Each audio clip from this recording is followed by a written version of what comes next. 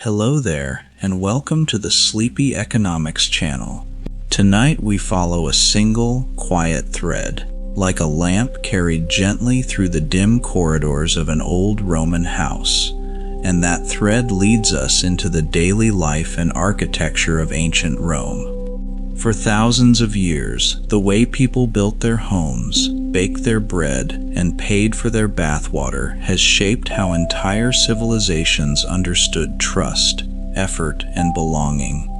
Rome was not only an empire of soldiers and senators, it was an empire of bricklayers, bakers, water carriers, and tired families falling asleep under tiled roofs, just as you are about to do now.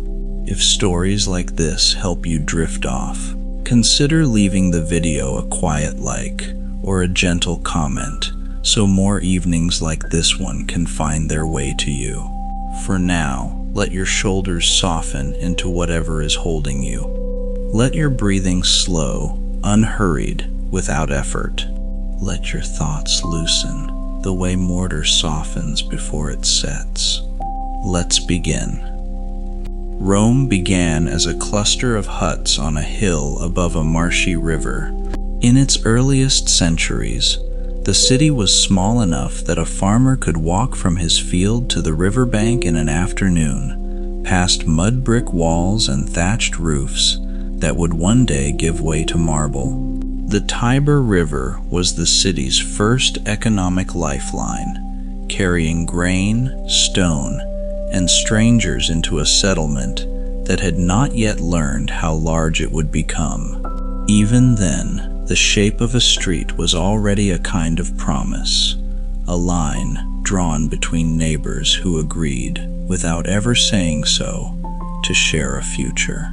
That quiet agreement, to build side by side, is older than any single Roman ruin.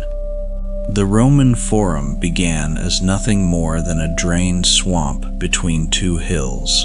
Engineers dug channels to carry water away from the low ground, and once the mud dried, merchants and priests slowly claimed the open space for stalls, shrines, and speeches.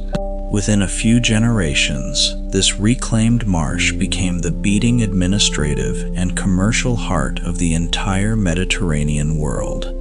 It is a strange comfort to think that some of history's grandest centers of power began as nothing more than damp, unpromising ground that someone simply refused to give up on. Imagine standing at the edge of the early Forum at dusk, the smell of wet stone and wood smoke drifting between half-finished columns, vendors folding their cloth awnings for the night. Around you, the city is still more idea than monument, a place still deciding what kind of empire it wants to become. Within a few centuries, temples, courts, and markets would rise on this same ground, layered over each other like sediment. Cities, much like people, rarely arrive at their final shape all at once. They accumulate it quietly, year after uncertain year. Roman surveyors used a simple wooden instrument called a groma to lay out perfectly straight roads and city grids. By sighting along its crossed arms, a surveyor could align streets with startling precision, even across hills, forests, and unfamiliar frontier land far from Rome itself. This same humble tool helped organize new towns from Britain to North Africa, all echoing the same orderly grid. There is something quietly moving about a single wooden cross, held steady by one careful hand, shaping the geometry of an empire. Most early Roman houses were built from sun-dried mud brick, timber, and thatch, materials cheap enough for almost any family to afford. A single household might raise its own walls over a season, borrowing labor from neighbors in exchange for future help of their own. This quiet economy of favors, long before coined money dominated daily trade, bound Roman neighborhoods together as surely as mortar bound their stones. Even without a single coin changing hands, a debt of kindness could still be remembered and eventually gently repaid. Wealthy Romans lived in a house called a domus, built low and inward, wrapped protectively around a sunlit courtyard called the atrium. Rainwater collected through a gently sloped opening in the roof, falling into a shallow pool below, cooling the air on warm afternoons. Family life gathered around this open heart of the house. Meals, conversations, quiet mourning, and the small rituals of every ordinary day. A house built around an opening to the sky is, in its own way, a house built around patience, always waiting for whatever the weather brings. The atrium of a Roman domus was never simply decorative. It was a functioning cistern, collecting rainwater for cooking, cleaning, and daily use. Clay pipes carried this stored water deeper into the house, an early lesson in resourcefulness long before public plumbing reached most neighborhoods. A family's wealth could often be measured not by the size of their rooms, but by how cleverly they managed water no one else was willing to save. Even now, there is a certain steadiness in learning to keep what falls freely from the sky. Deeper inside, a domus sat the tablinum, a study and reception room where the head of the household displayed wax portraits of his ancestors. Guests walking through the front door could see straight through the atrium into this room, a deliberate line of sight meant to announce a family's long and respectable history. Status, in Rome, was often something you could literally see through an open doorway, arranged like a quiet, unspoken resume. We are, perhaps, still doing this today, only now the ancestors hang as photographs instead of wax. Most ordinary Romans did not live in a private domus at all, but in tall, crowded apartment blocks called insulae.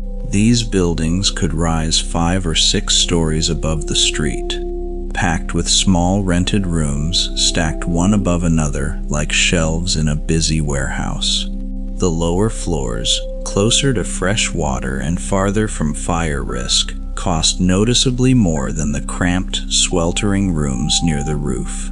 Even rent, it seems, has always quietly measured how close a person stood to safety and comfort. Insulae were built quickly, often with thin walls and shallow foundations, and fires spread through them with terrifying speed. Landlords, eager to save money, sometimes skipped proper timber supports, leaving upper floors dangerously unstable during storms or overcrowding. Roman writers complained bitterly about builders who valued quick profit over the safety of ordinary tenants, a tension that feels oddly familiar even now. It is a hard truth of history that comfort and safety have never been evenly distributed by height or by wealth. To manage the risk of collapse and fire, Emperor Augustus limited insulae to a height of about 70 Roman feet. Later emperors lowered that limit even further, pushing builders towards sturdier, more modest structures across the crowded capital. It is a quiet reminder that even the grandest empires eventually learn caution the hard way, one collapsed building at a time. Progress, it turns out, has always moved a little slower than ambition, and a little wiser because of it. Imagine climbing a narrow wooden staircase inside an insula at night, a single oil lamp trembling in your hand, the smell of neighbors cooking drifting through thin plaster walls. Somewhere below, a shopkeeper is closing his shutters for the evening, while somewhere above, a family settles onto straw mattresses for the night. In buildings like these, thousands of small, ordinary lives were stacked quietly on top of one another, each one just trying to reach morning safely. Roman concrete, called opus caementicium, was one of the ancient world's most remarkable economic inventions, cheap, strong, and endlessly adaptable. By mixing volcanic ash, lime, and rubble, builders created a material that could be poured into almost any shape, saving enormous amounts of costly, hand-cut stone. This single innovation lowered the price of large public buildings enough that even modest towns could afford grand baths, theaters, and markets. Sometimes, the quietest ingredients, ash, lime, water, turn out to hold up the heaviest, most lasting weight. Remarkably, Roman concrete used in harbors and seawalls has survived over 2,000 years of crashing waves, in some cases growing stronger with age. Modern chemists have found that seawater actually reacts with the volcanic ash inside it, slowly forming new mineral crystals that reinforce the structure over time. Roman engineers likely never fully understood this chemistry, yet they built as though they trusted the sea to be patient with them. There is a lesson in that trust, even for those of us who understand the chemistry far better than they ever could. Roman roads were engineering marvels, built in careful layers of gravel, sand, and fitted stone, designed to drain rainwater instead of trapping it. A well-built road could last for centuries under the weight of carts, soldiers, and merchants, connecting distant provinces to the markets of the capital. At its height, the empire maintained over 50,000 miles of road, a quiet economic nervous system stretching from Britain to the edges of Persia. Every road, in the end, is really just a long, patient argument that distance is not the same thing as separation. Milestones, tall, carved markers placed along every major Roman road, told travelers exactly how far they stood from the capital. Merchants used these stone markers to calculate travel time, plan overnight stays, and estimate the cost of moving goods across long distances. In this quiet way, stone itself became an early form of logistics, a public record etched for anyone willing to read it. Even distance, it seems, felt calmer once someone had bothered to measure and name it. Roman roads fed directly into the economy of the cursus publicus, an official relay system for messengers and government business.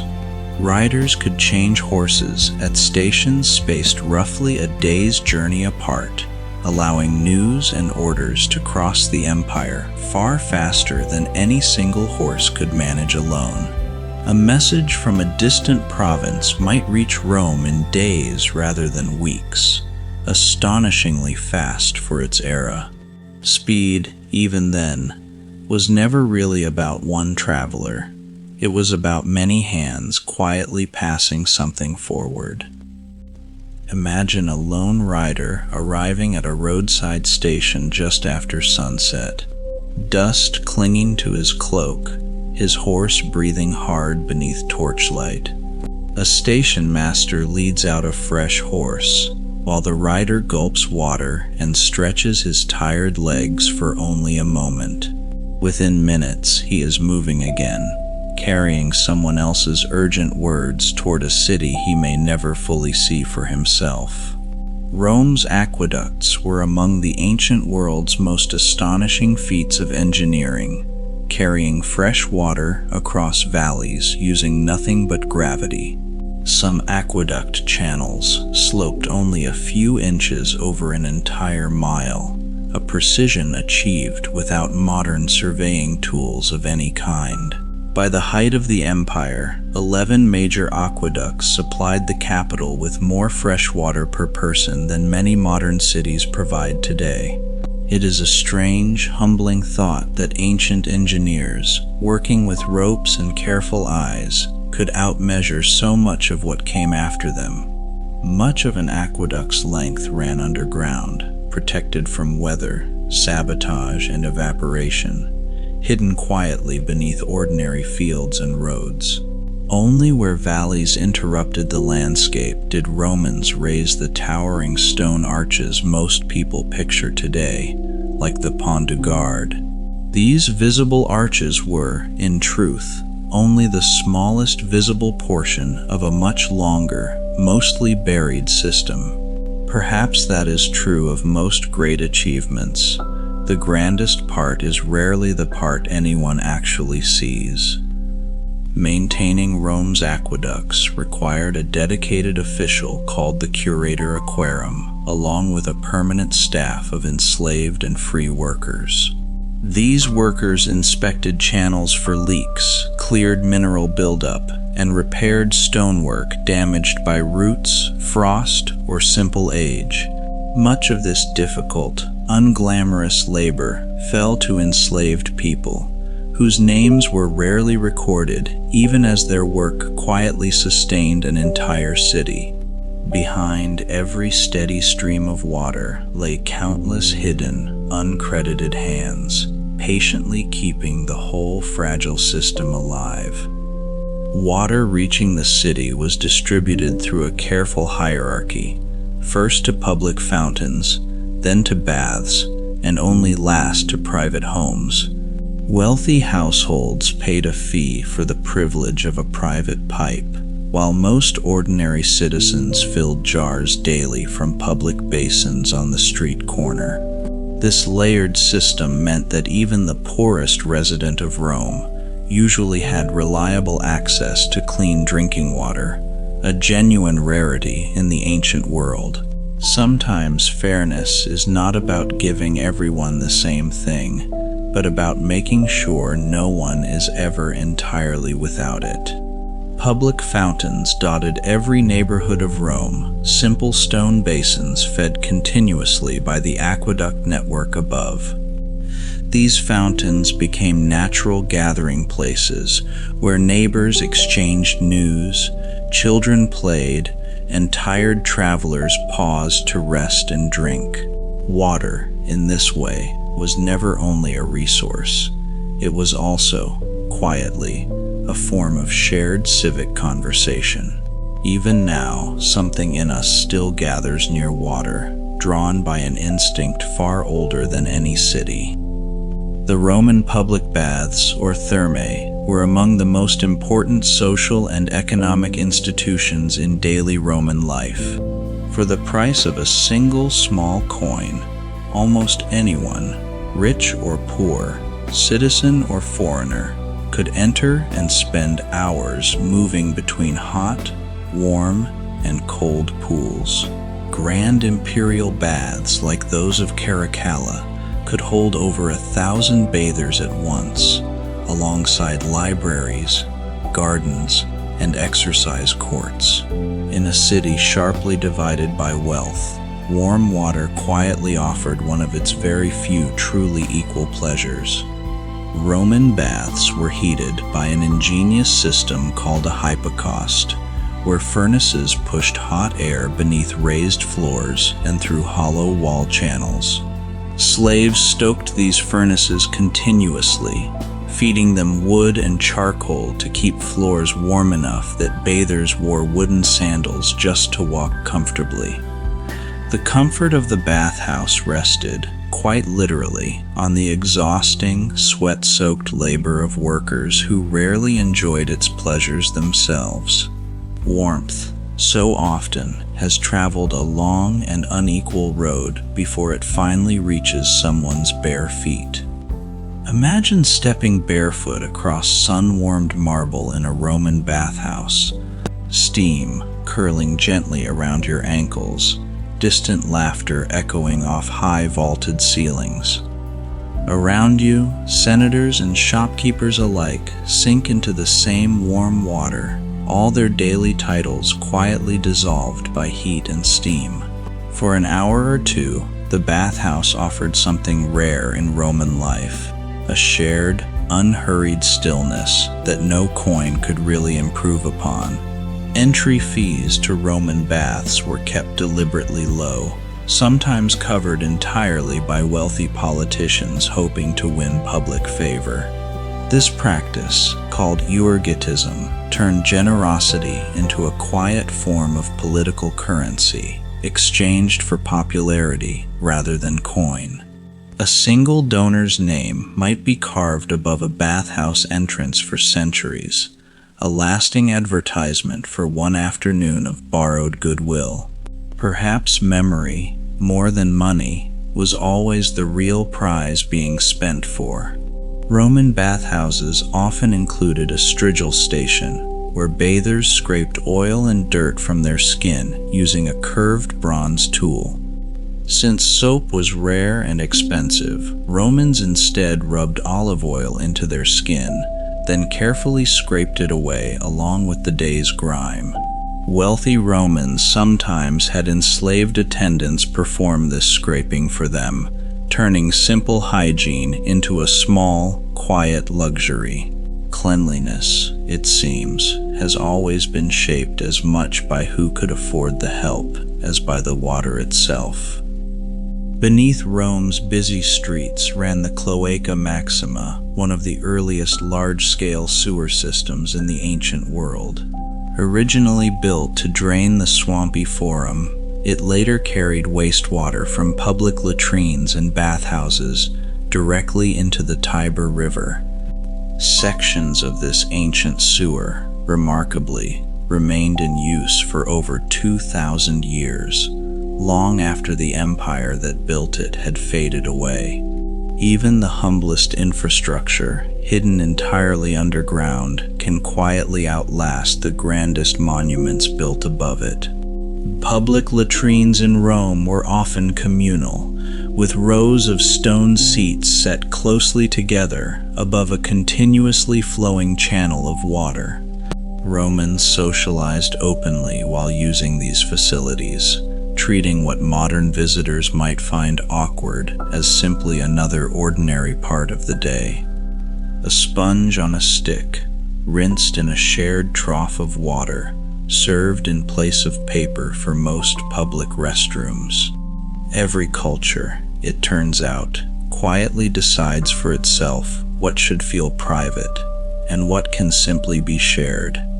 Roman sanitation, while impressive for its era, was still far from perfect, and disease spread easily through crowded, poorly drained neighborhoods. Studies of ancient latrine waste have shown that intestinal parasites remained common even among wealthier Romans with regular access to baths and clean water. Engineering alone, it seems, could not fully solve problems that also depended on crowding, climate, and simple daily habit. Comfort and true health, even now, do not always arrive together, no matter how grand the plumbing looks. Roman daily life revolved heavily around food, and the city's markets, or macella, buzzed with vendors selling fish, vegetables, bread, and spices. Merchants imported goods from across the empire, olive oil from Spain, grain from Egypt, spices from as far away as India. A single Roman market stall might display flavors gathered from 3 separate continents, all within walking distance of an ordinary family's front door. Even breakfast, quietly, once carried the whole width of an empire folded into it. Most ordinary Romans could not afford a private kitchen, and instead bought hot food from small street-front shops called thermopolia. These shops featured wide stone counters with built-in jars holding stews, beans, and wine, sold quickly to workers passing by. Archaeologists in Pompeii have found these counters still stained with food residue, frozen exactly as they were on an ordinary afternoon. It is a quiet, strange comfort to imagine an ordinary lunch, interrupted mid-bite, waiting patiently for 2,000 years. Imagine standing at a thermopolium counter at midday, steam rising gently from a deep clay jar, the murmur of the street rising and falling around you. A shopkeeper ladles warm lentils into a small bowl, while nearby a cart rattles past loaded with fresh bread from the public ovens. For a few coins and a few borrowed minutes, an entire tired afternoon could be made just slightly easier to carry. Bread was the true foundation of the Roman diet, and the state took an unusually direct interest in making sure it stayed affordable. Through a program called the Annona, the government imported grain from Egypt and North Africa, then distributed or sold it at controlled prices to Roman citizens. At its most generous, this program gave free grain to hundreds of thousands of residents each month, an ancient form of public welfare. Even an empire built on conquest understood, quietly, that hungry cities rarely stay peaceful for long. Grain ships from Alexandria were so vital to Rome's food supply that their safe arrival was celebrated almost like a public holiday.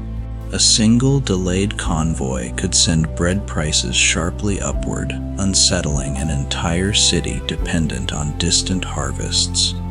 Roman writers describe genuine public anxiety whenever storms or piracy threatened these shipments, a fragile thread holding daily life together.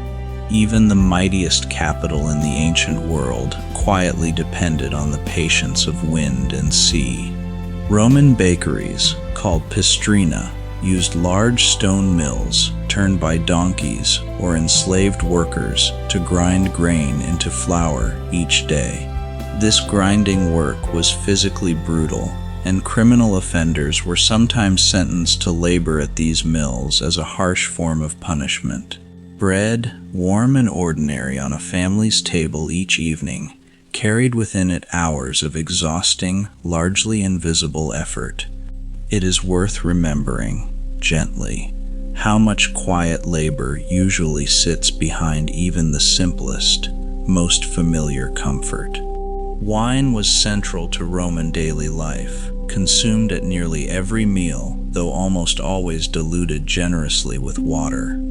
Drinking wine completely undiluted was considered uncivilized, even faintly barbaric, a habit associated with foreigners rather than proper Roman households. Wine cellars displayed large clay jars called amphorae, stamped with markings noting their origin, vintage, and quality. Even pleasure, in Rome, came with its own quiet, unspoken rules about restraint. Olive oil served as fuel, food, medicine, and cosmetic in Roman households, making it one of the empire's most essential traded goods.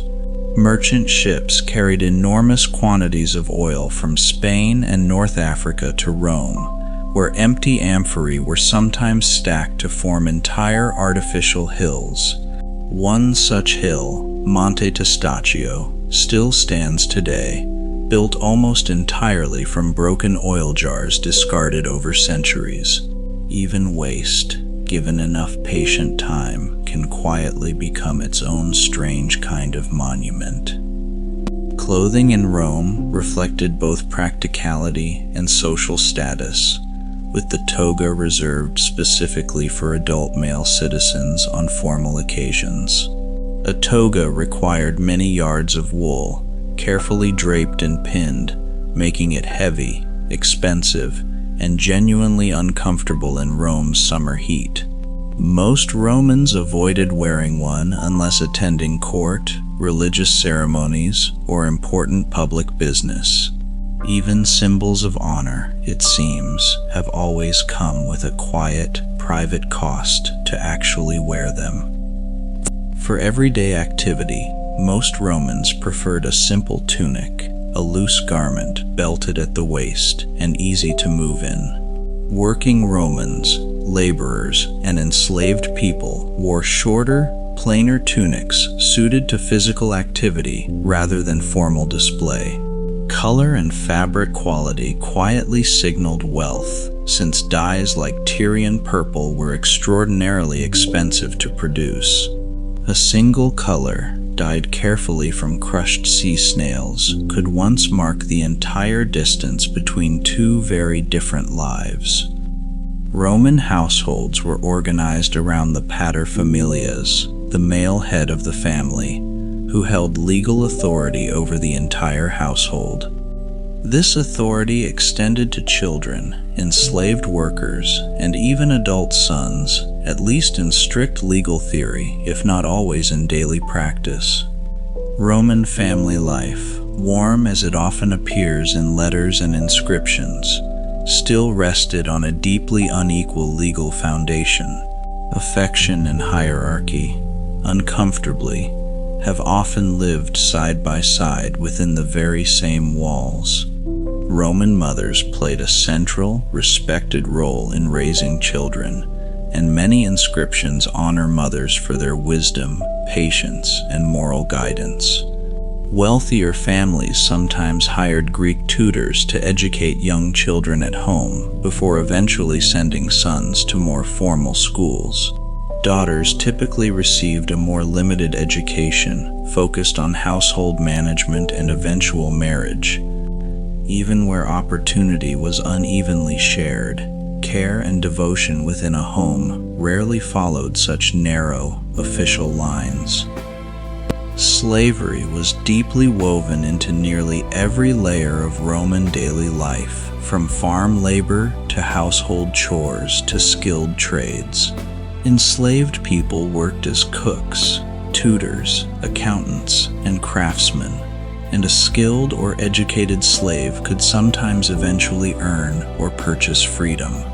Freed slaves, called liberti, occasionally rose to real wealth and influence, though social prejudice against their origins often lingered. It is a difficult truth of this era that dignity and captivity so often occupied the very same crowded household. Enslaved workers built much of what modern visitors admire in Roman architecture, quarrying stone, mixing concrete, and hauling material under harsh conditions. Roman law technically offered some enslaved people limited protections and paths toward eventual freedom, though enforcement varied enormously by owner and region. Historians today rely heavily on tombstones and legal records to recover even fragments of these workers' individual lives. Behind almost every ancient monument still standing, there are quiet, uncounted names history simply never thought to record. Roman workshops, called tabernae, lined the ground floors of insulae, selling everything from bread and wine to pottery and tools. A shopkeeper often lived directly above or behind the small storefront, blurring the line between home and daily business. Guilds, called collegia, organized craftsmen by trade, offering mutual support, shared religious festivals, and even funeral funds for members. Long before formal insurance existed, neighbors were already quietly promising to carry each other through hard, uncertain endings.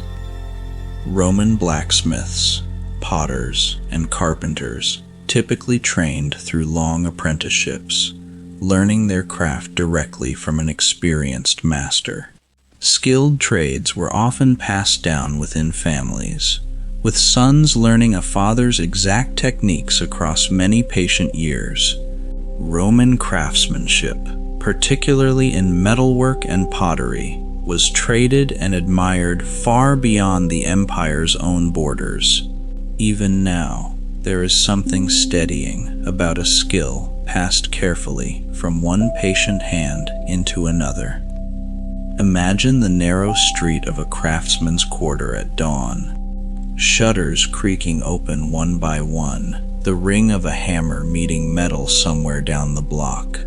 A potter arranges fresh clay bowls to dry in the morning sun, while a neighbor sweeps yesterday's dust from his threshold.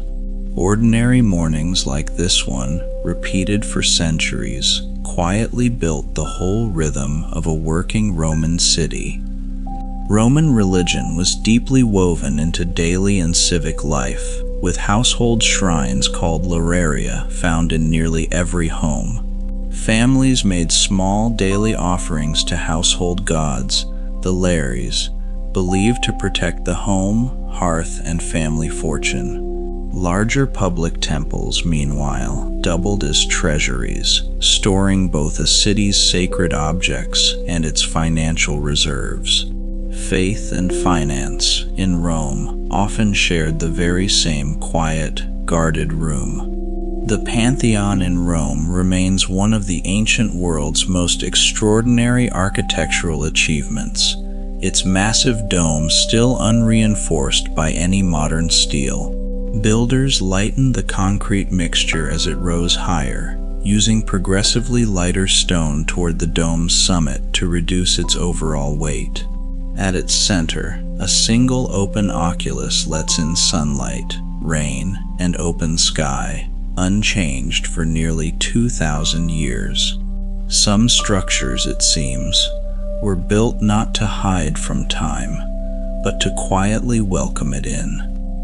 Roman temples were typically built on raised platforms, approached only from the front by a single grand staircase. This design deliberately guided worshippers' attention forward and upward toward the temple's entrance rather than around its sides. Columns, often modeled on earlier Greek designs, were adapted by Roman architects into the sturdier, more elaborate Corinthian style. Even architecture, in its own quiet language, was always trying to tell people exactly where to look. Roman basilicas began as large covered halls for business, law courts, and public gatherings, sheltering crowds from sun and rain alike. Their long central hall, flanked by rows of columns, later influenced the design of churches built centuries after Rome itself had fallen. A building first designed for merchants arguing over contracts eventually became a quiet template for sacred spaces across an entire continent. Purpose, it turns out, can wander a very long way from where a building first began.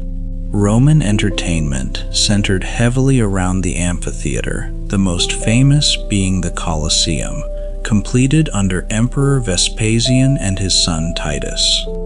The Colosseum could seat around 50,000 spectators, entering and exiting through a numbered system of gates remarkably similar to modern stadiums. Funding for its construction reportedly came partly from the spoils of a distant military campaign. Even grand spectacle, it seems, has always needed someone, somewhere, quietly paying its enormous bill. Gladiatorial combat, staged inside the Colosseum, was brutal and often fatal, though not every match ended in death as popular imagination assumes. Many gladiators were enslaved people or condemned prisoners, though some free men chose the profession, drawn by fame and potential prize money. Skilled gladiators could become genuine celebrities, their images painted on tavern walls across the city. Fame, even here, arrived tangled together with real and lasting human suffering. Beneath the Colosseum's sandy floor lay the hypogeum, a complex network of tunnels, cages, and elevators operated by ropes and pulleys. Enslaved workers used this hidden machinery to raise animals and scenery suddenly through trapdoors, startling and delighting the crowd above. The sheer mechanical complexity hidden beneath the arena rivaled the visible grandeur of the seating above it. So much of what dazzles us, even now, depends on effort we are never quite meant to see. The Circus Maximus, Rome's great chariot racing stadium, could hold far more spectators than the Colosseum, reportedly over 150,000 at its peak.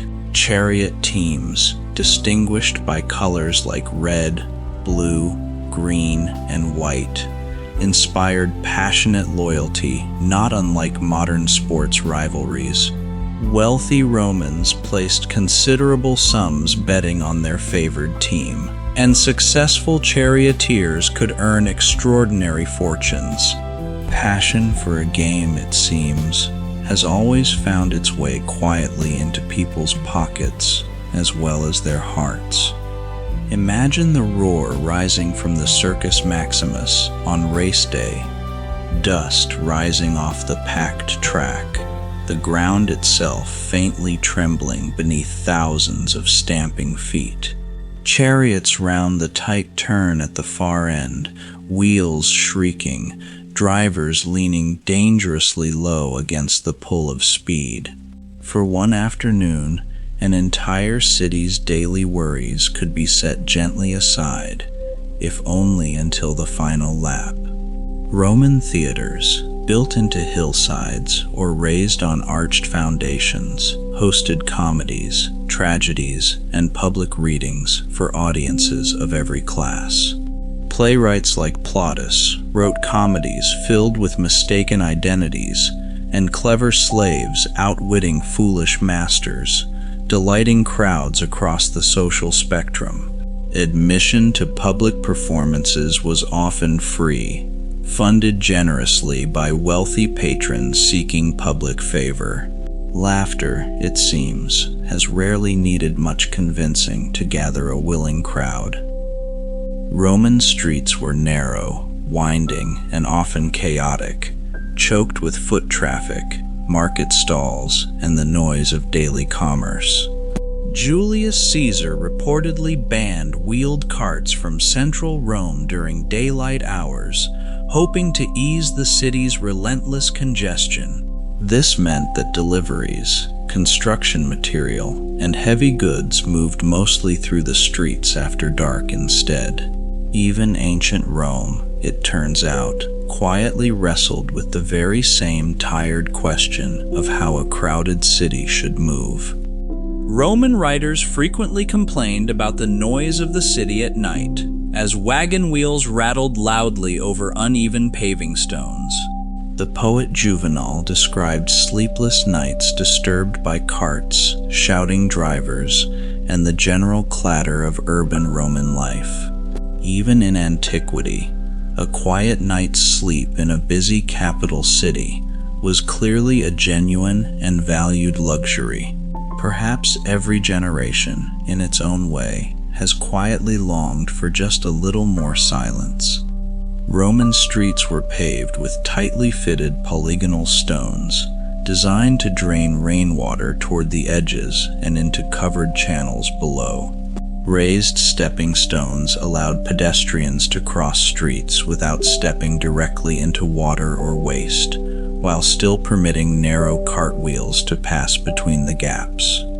This simple design solved two competing problems: cleanliness and mobility, with a single, elegant arrangement of stone. Good design, even now, often looks exactly like this: quiet, practical, and easy to overlook. Fire remained one of the greatest dangers to daily life in ancient Rome, spreading rapidly through closely packed wooden buildings. The Great Fire of Rome, during the reign of Nero, destroyed a significant portion of the city over the course of several days. In its aftermath, Nero introduced stricter building codes requiring wider streets, fire-resistant materials, and public water access points. It is a familiar, sobering pattern in history. Real safety so often arriving only after real and painful loss. After the Great Fire, Rome established a dedicated firefighting force called the Vigiles, who also served as a kind of night watch. These men patrolled the streets after dark, watching for fires, thieves, and general disturbances across the crowded city. Their work, unglamorous and largely unrecorded, quietly protected thousands of sleeping households they would never personally meet. Some of history's most important work has always happened exactly like this, unseen, unnamed, while everyone else simply slept. Roman aristocratic villas outside the city offered a quieter, greener contrast to the noise of crowded urban insulae. Wealthy families retreated to these countryside estates during the hottest summer months, escaping the heat, dust, and congestion of the capital. Villas often combined working farmland with elegant gardens, blending economic production with private, restful leisure. Even the wealthiest Romans, it seems, still understood the simple, universal need to occasionally slow down. Roman gardens were carefully designed spaces, often featuring fountains, statues, and neatly trimmed hedges shaped into geometric patterns. Wealthy households employed topiarii, specialized gardeners skilled in trimming shrubs into elaborate decorative forms.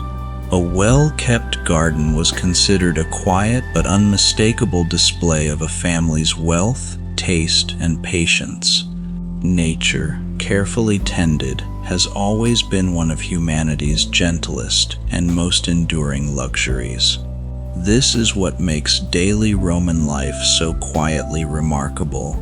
Beneath the marble and the spectacle, it was built almost entirely from small, repeated human effort.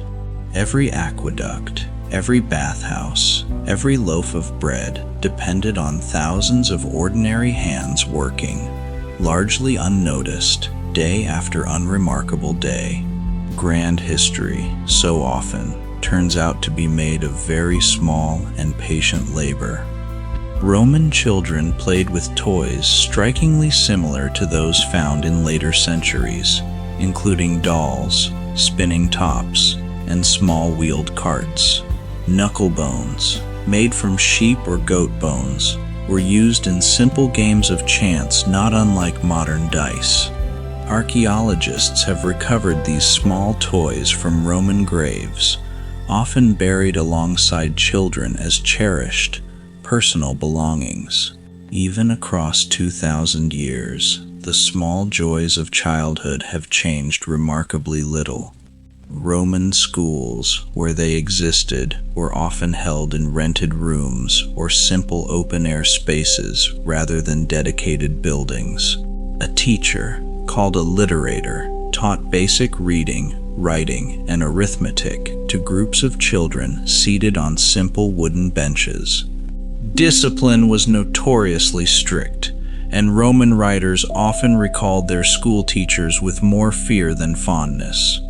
Learning, it seems, has always demanded a certain amount of quiet, uncomfortable patience. Roman medicine blended genuine anatomical knowledge with folk remedies, herbal treatments, and religious ritual in roughly equal measure. Physicians like Galen advanced real understanding of the human body, though many everyday Romans still relied on charms and household remedies for illness. Surgical tools recovered from Roman sites reveal surprisingly sophisticated instruments for their era, including scalpels, forceps, and specula.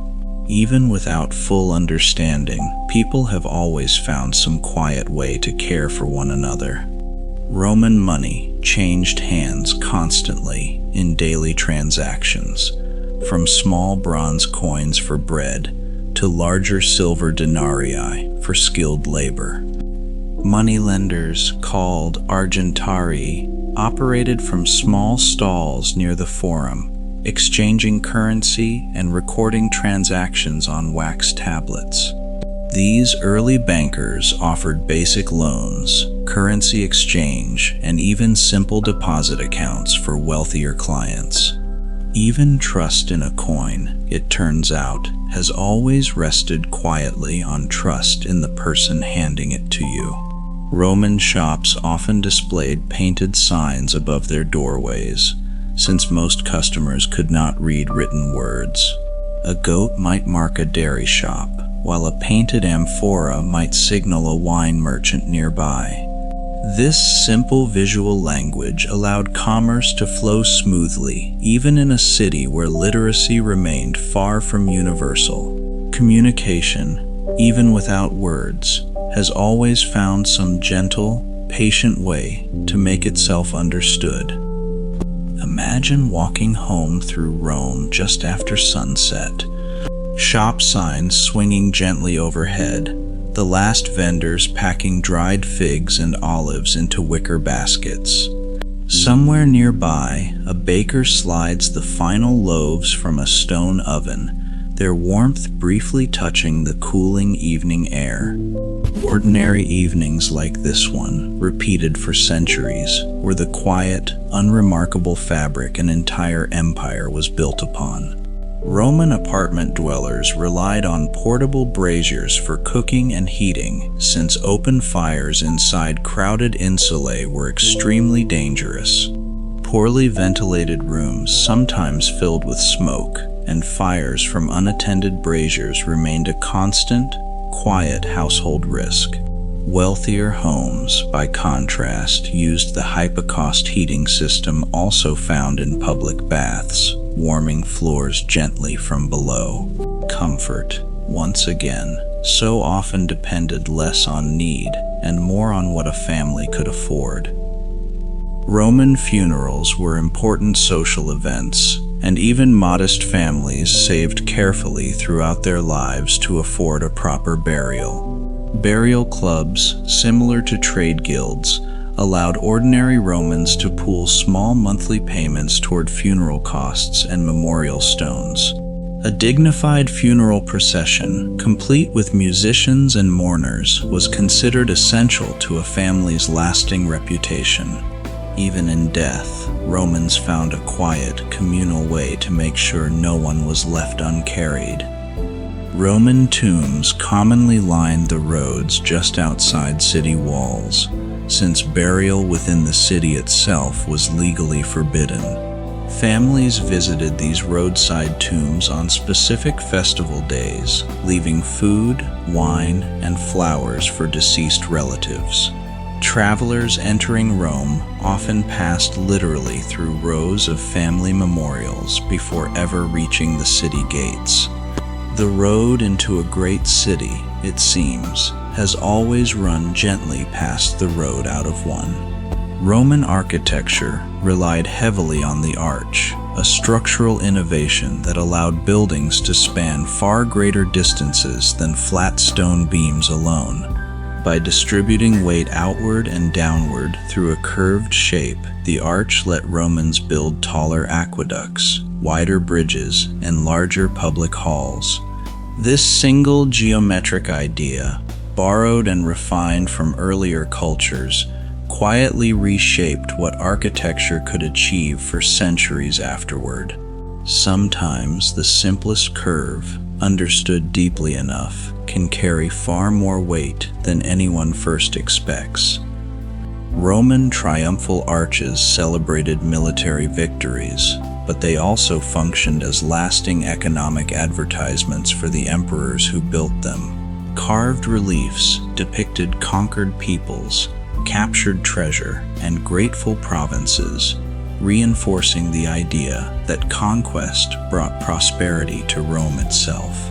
These monuments doubled as propaganda and infrastructure, often positioned along busy roads where thousands of travelers would pass beneath them. Even stone, carefully carved, has always been trying quietly to tell a particular version of the story. Roman aqueduct bridges, like the famous Pont du Gard, were engineering achievements built with extraordinary structural discipline. Its 3 tiers of arches carried water across a wide river valley, with barely any measurable drop in elevation across its entire length. Stones were cut and fitted so precisely that some sections required no mortar at all to remain standing. Precision, patiently applied, can sometimes hold 2,000 years of weight without needing anything extra to bind it. Roman builders used a wide network of quarries across Italy and the provinces, transporting stone by ship, river barge, and ox cart. Marble from Carrara, prized for its brilliant white color, became especially popular for temples and public monuments in the capital. Moving a single large marble block could require dozens of oxen, weeks of travel, and careful engineering along the way. Even a single column, standing quietly today, once traveled a long and difficult journey just to arrive. Roman construction crews were highly organized, with specialized roles for surveyors, stonemasons, carpenters, and laborers working under a single master builder. Large public projects, like aqueducts or basilicas, could employ hundreds of workers simultaneously, coordinated much like a modern construction site. Detailed building contracts, some surviving on stone and papyrus, specified exact measurements, materials, and payment schedules. Even ambition, however grand, has always needed careful lists and patient scheduling to actually become real. Roman law recognized detailed property rights, including rules about shared walls, water access, and even sunlight between neighboring buildings. Disputes between neighbors over a blocked view or an overhanging roof were common enough to appear regularly in legal texts. Even 2,000 years ago, it seems, neighbors could find remarkably familiar reasons to quietly disagree. Some small tensions, it turns out, are simply part of living close enough to hear each other breathe. Roman households commonly kept small shrines not only to the gods, but also to deceased ancestors, honored with regular offerings. Families believed these ancestral spirits, the manes, continued watching over the household's daily fortunes and decisions. This quiet daily ritual blurred the line between memory and religion, keeping the past gently present in ordinary life. Perhaps remembering someone, in the end, has always been its own small and steady form of devotion. Roman markets operated on a structured calendar, with specific market days, called nundinae, occurring roughly once every 8 days. Farmers from surrounding countryside timed their journeys around this schedule, bringing produce into the city on predictable, regular days. This rhythm shaped daily Roman commerce as reliably as the tides shape a distant harbor. Even commerce, at its core, has always depended on a shared and steady rhythm everyone quietly agreed to follow. Imagine a farmer's cart creaking slowly toward the city gates before dawn on market day. Baskets of cabbages and onions swaying gently with each uneven bump in the road. Ahead, torchlight flickers at the city gate, where guards wave familiar faces quickly through into the waking streets. Journeys like this one, repeated every 8 days for centuries, quietly fed an entire restless capital. Roman economic life extended well beyond the capital, supported by a vast network of provincial towns built on the same familiar template. A forum, a set of baths, a theater, and a grid of streets appeared again and again, from Britain to Syria. This repeated architectural pattern let Roman citizens feel a strange, comforting familiarity no matter how far they traveled from home. Even far from the capital, a traveler could still recognize the shape of something like home. Provincial towns paid taxes to Rome, but many also kept a portion of local revenue for their own public projects and repairs. Local elites competed generously to fund new baths, theaters, or aqueducts, hoping to be remembered by their own community. This local pride, as much as imperial policy, quietly filled entire provinces with impressive, lasting architecture. Sometimes the grandest buildings were raised not for an empire, but simply for the neighbors who would walk past them daily. Roman engineers built bridges using the same arch technology found in their aqueducts, allowing armies, merchants, and messengers to cross rivers reliably. Some Roman bridges, like the one at Alcantara in Spain, still carry traffic today, nearly 2,000 years after construction. An inscription on that very bridge reportedly claims it will stand forever, a bold promise that has, remarkably, held true so far. Confidence, carved carefully into stone, has occasionally managed to outlast every doubt anyone ever had about it. Roman ports, like Ostia near the mouth of the Tiber, handled enormous volumes of grain, oil, wine, and manufactured goods daily. Warehouses, called horea, stored these goods in carefully organized rooms, protected from moisture, pests, and theft. Ostia's harbor, artificially expanded under different emperors, became one of the busiest commercial ports in the entire ancient Mediterranean world. Even quiet warehouses, stacked patiently with grain, once carried the steady heartbeat of an entire distant capital. Roman shipbuilders constructed large grain ships capable of carrying enormous cargo loads across open Mediterranean waters. These ships depended entirely on seasonal winds, meaning trade slowed dramatically or stopped altogether during the stormy winter months. A merchant's entire yearly fortune might rest on a single successful voyage, timed carefully around the changing seasons. Even ancient commerce, for all its ambition, still quietly bent itself around the patient, unhurried rhythm of the sea. Roman lighthouses, modeled partly on the famous example at Alexandria, guided ships safely into busy harbors after dark. Fires or oil lamps burned continuously at the top of these towers, their light magnified by carefully polished bronze reflectors. For sailors far from shore, a single distant flame could mean the difference between a safe harbor and a dangerous, rocky coastline. Even the smallest, steadiest light has always meant something enormous to someone lost and searching for it. Roman craftsmen produced glassware, jewelry, and pottery, traded widely across the empire, admired for their skill and consistent quality. Glass blowing, refined during the early empire, made glass vessels dramatically cheaper and more common in ordinary households. A technique once reserved for luxury goods gradually became something even modest families could afford for their own table. Even luxury, given enough patient time, has a quiet way of eventually becoming ordinary. Roman coinage carried more than economic value. It also carried the emperor's image into every corner of daily life. A farmer paying for tools or a soldier receiving his wages held a small portrait of the emperor in the palm of his hand.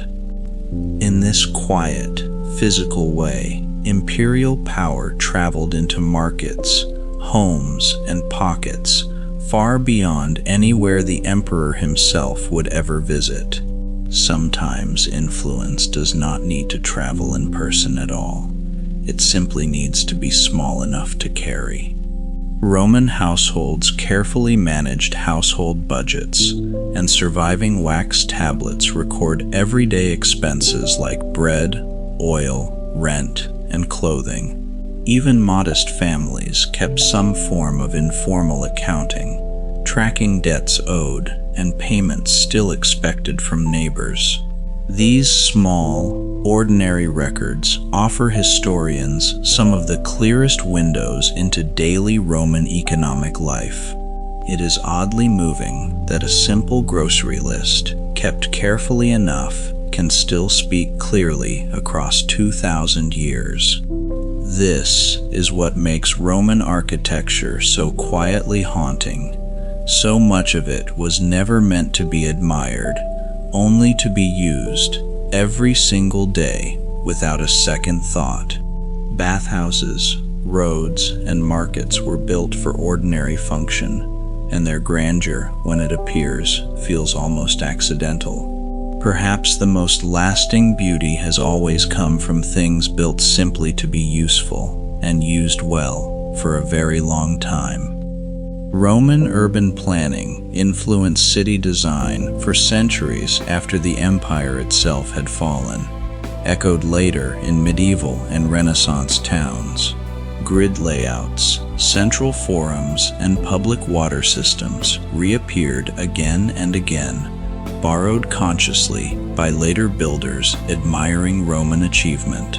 Even the modern street grid found in many cities today owes a quiet, distant debt to Roman surveyors and their simple wooden groma. Some ideas, once laid carefully into the ground, are simply too useful for time to ever fully erase.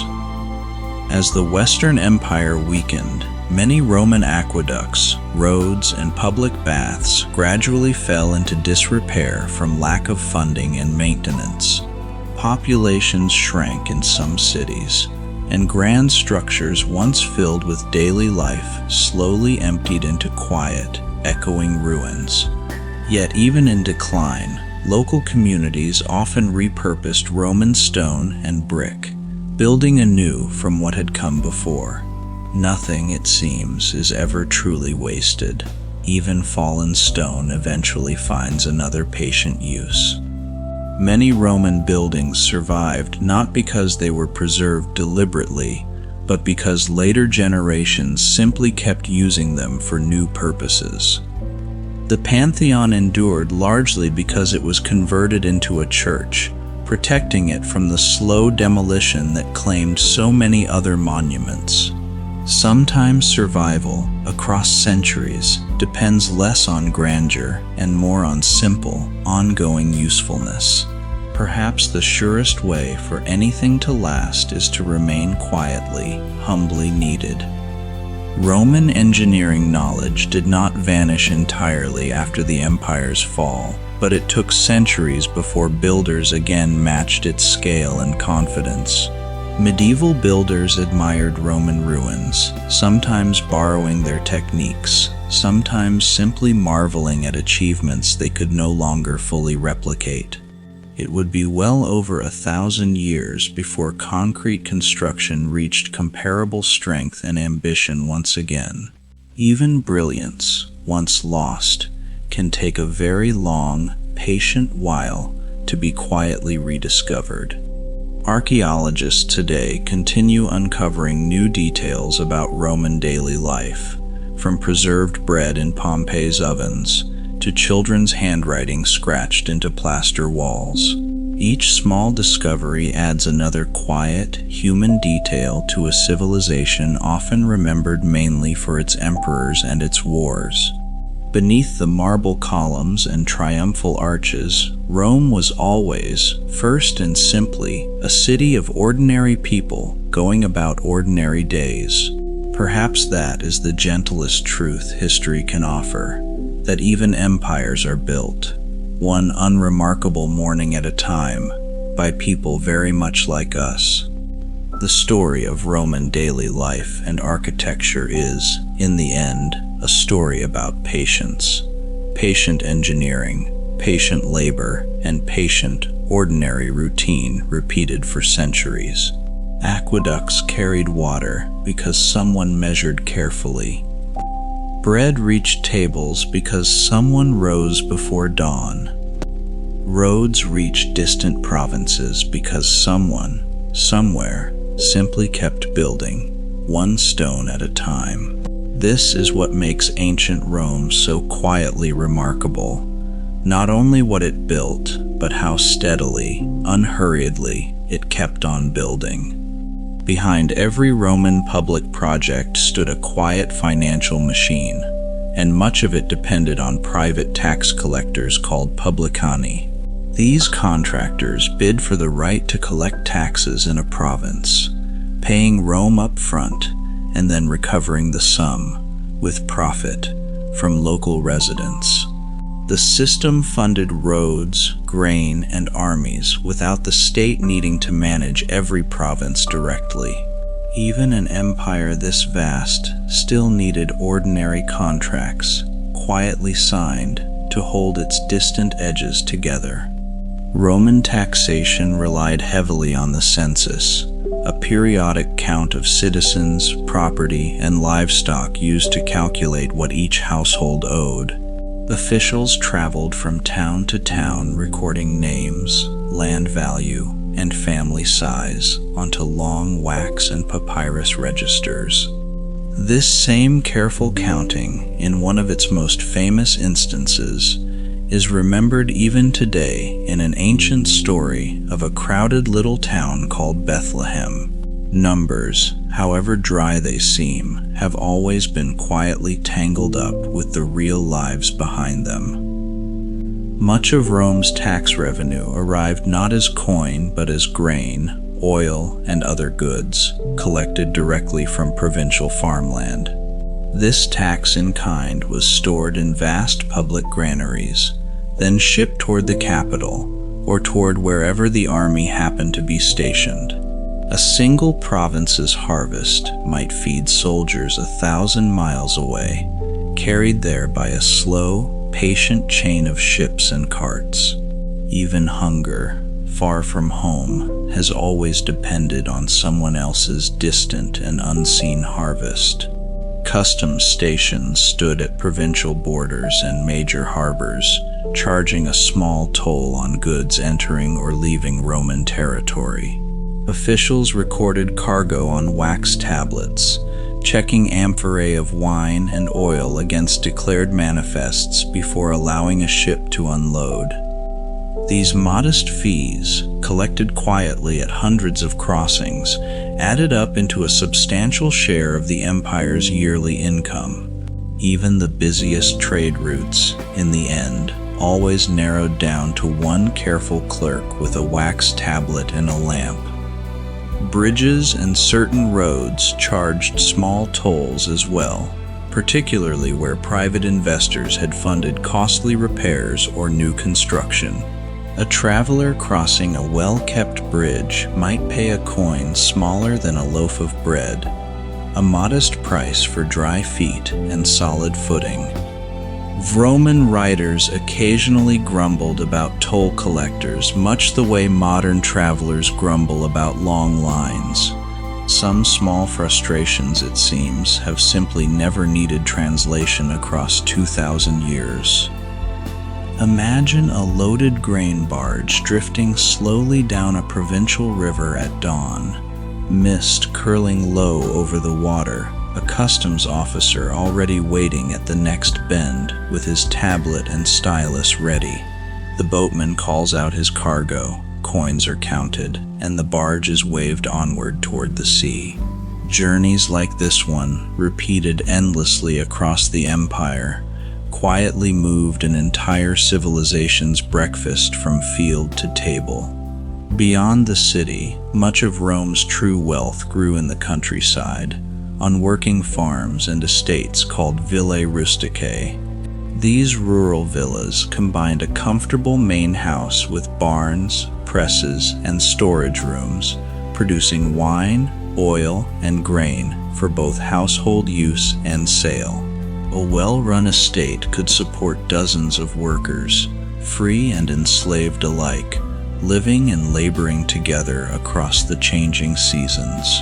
Even the grandest Roman fortunes, in the end, usually traced back to quiet, patient rows of vines and olive trees. Roman vineyards required years of patient tending before producing a truly reliable harvest, and skilled vine dressers were highly valued workers. Grapes were pressed by foot or heavy wooden presses, their juice fermented slowly in clay vessels sunk partly into the cool earth. A single good vintage might be remembered and discussed for years afterward, much like a treasured harvest today. Some things, it seems, have always rewarded exactly the kind of patience that cannot be rushed. olive groves demanded similar patience, since a newly planted tree might take over a decade before yielding its first meaningful harvest.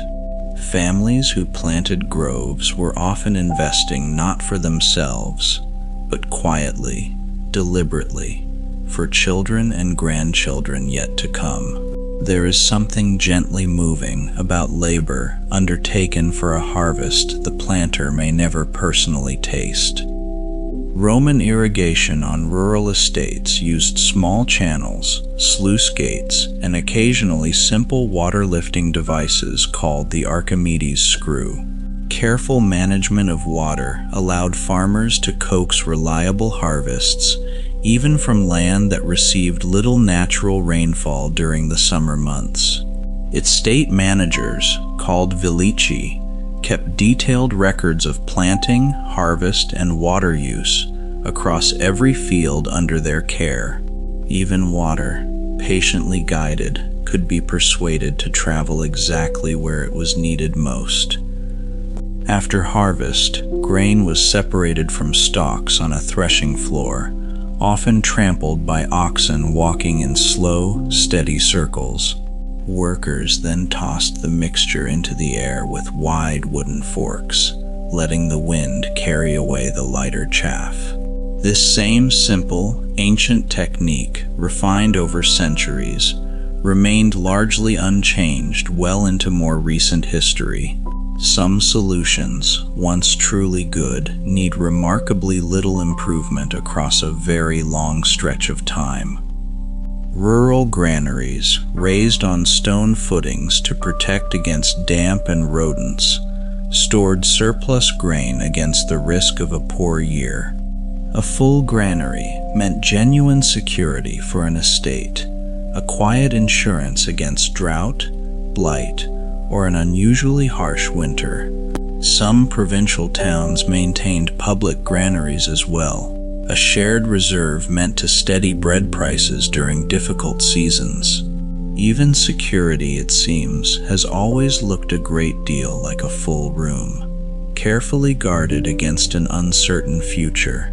Beneath Rome's prosperity lay another economy entirely, built on mining, particularly the rich silver and gold deposits of Spain. Mines like those at Las Medullas employed enormous numbers of enslaved workers under brutal, exhausting conditions, extracting ore through hydraulic techniques that reshaped entire hillsides. The silver drawn from these mines fed directly into the empire's coinage, tying a soldier's wages to a laborer's hidden suffering underground. It is a difficult truth that some of history's brightest coins were minted from some of its darkest labor. Roman engineers used a technique called hushing at some mines, releasing stored water suddenly to wash away soil and expose ore veins beneath. This method reshaped entire landscapes within a single generation, leaving behind the strange, eroded hills still visible in parts of Spain today. Iron, lead, and copper were extracted through more conventional shaft mining, feeding tools, pipes, and coinage across the empire. Even mountains, it turns out, were not entirely safe from Roman ambition and its endless appetite for metal. Mined silver traveled under guard toward imperial mints, where skilled workers struck coins using carefully engraved bronze dies. A single die could stamp thousands of coins before wearing down, each one carrying the same portrait, the same promise of standard weight and purity. Mint officials tested coins regularly, since even small amounts of impure metal could quietly undermine public trust in Roman currency. Trust, once again, turns out to be the real substance being minted, far more than the silver itself. Roman households wore wool spun and woven largely within the home itself, a task traditionally overseen by the women of the family. A skilled Roman matron was expected to know how to spin thread, weave cloth, and manage the household's clothing needs efficiently. Even wealthy women, who could easily afford finished cloth, were praised in inscriptions for continuing to spin wool themselves, a mark of old-fashioned virtue. Some traditions, it seems, were valued less for their necessity and more for the patience they quietly represented. Finished wool cloth was cleaned and treated at a phalonica, a Roman laundry where workers trampled garments in tubs of water mixed with stale urine, prized for its cleansing ammonia. Roman cities even collected urine from public latrines specifically to supply these laundries, an early and surprisingly thorough form of recycling. Once cleaned, cloth was stretched, brushed, and sometimes bleached using sulfur fumes to achieve a bright, presentable white. Even the freshest toga, it turns out, carried a far less glamorous story than anyone at the Forum ever imagined. Dyers worked in a separate, equally pungent trade, extracting color from plants, minerals, and in the case of the famous Tyrian purple, tiny sea snails. Producing a single ounce of true purple dye required thousands of crushed murex shells, explaining why the color remained reserved for emperors and the extremely wealthy. Lesser dyes, drawn from madder root or woad, colored the everyday tunics of ordinary working Romans instead. Even color, it seems, has always quietly carried its own careful hierarchy of cost. Leather workers and tanners transformed animal hides into sandals, belts, saddles, and the sturdy soles of a soldier's marching boots. Tanning was foul, difficult work involving lime, animal dung, and long soaking pits, and tanneries were usually pushed to the edges of a city for good reason. Yet the leather they produced quietly carried the entire Roman army across every muddy frontier road it ever marched. Some of the least pleasant labor, it turns out, has always carried the weight of everyone else's journey.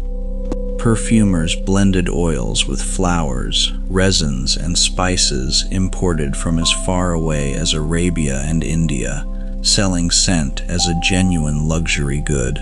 Wealthy Romans applied perfume not only to skin, but to clothing, furniture, and even the water in their private baths. A single small vial of rare perfume could cost more than a laborer's wages for an entire month. Even something as fleeting as a scent, it seems, has always managed to carry real and lasting weight. Roman moneylenders charged interest on loans, though the state periodically capped legal rates to prevent the worst forms of exploitation. Farmers sometimes borrowed against a future harvest, while merchants borrowed to finance a single risky, potentially lucrative sea voyage. When harvests failed or ships were lost, unpaid debt could push ordinary families toward genuine hardship, or even, in earlier centuries, debt bondage. Even patience, in matters of money, has always had its quiet, unforgiving limits. By the later empire, repeated currency debasement, reducing the silver content of coins, slowly eroded public trust in Roman money. As coins grew visibly thinner and paler, prices for everyday goods like bread and wine rose sharply, unsettling markets across the empire. Emperor Diocletian eventually issued a detailed price edict, attempting to fix maximum prices for hundreds of common goods and services. Even an empire this powerful, it turned out, could not simply command trust back into a coin once it had quietly drained away. Roman law treated contracts with real seriousness, and written agreements covered everything from property sales to apprenticeships to shipping cargo. A merchant financing a voyage might sign a specific type of loan that forgave the debt entirely if the ship was lost at sea. an early form of maritime insurance. This clever arrangement let lenders share genuine risk with the merchants they financed, rather than simply profiting regardless of outcome. Even risk, carefully shared, has always felt a little lighter than risk carried entirely alone. Marriage in Rome was also, quietly, an economic arrangement, sealed through a dowry the bride's family provided to the new household. This dowry legally remained connected to the wife, and if a marriage ended in divorce, much of it was expected to return with her. Roman women, unlike in many later societies, could and did own and manage property independently, particularly after a father's death. Even affection, in Rome, was allowed to walk quietly alongside its own careful, practical arithmetic. Wills and inheritance were taken extremely seriously in Roman households, and a citizen's final testament was read aloud before witnesses, and often the whole family. Roman law allowed considerable freedom in naming heirs, and a will could reward a loyal freedman as generously as a natural son. Disputed inheritances were common enough to fill many Roman law courts, tearing at families even as they settled a household's final accounts.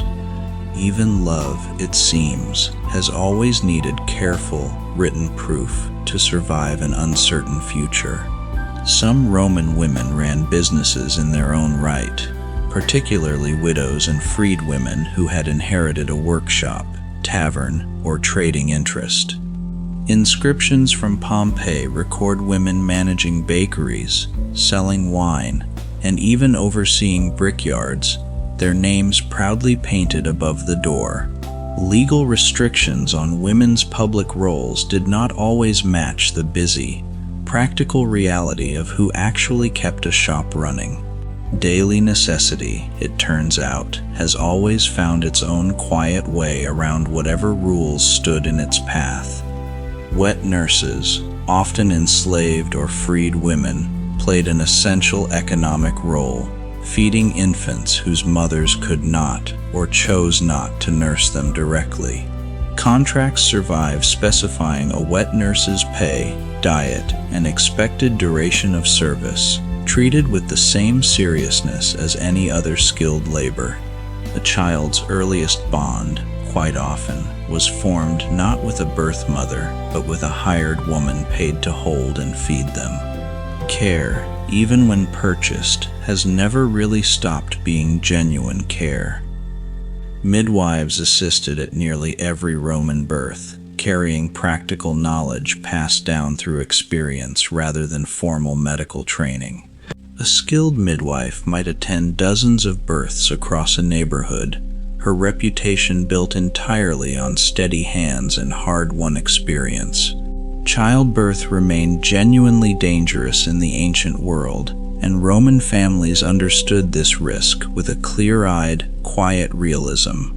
Some of history's most essential work has always rested on skill that no title or coin ever properly measured.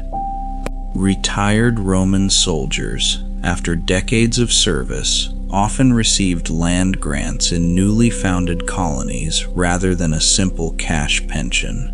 These veteran colonies dotted the provinces, transforming former soldiers into farmers, and frontier land into settled, taxable Roman territory.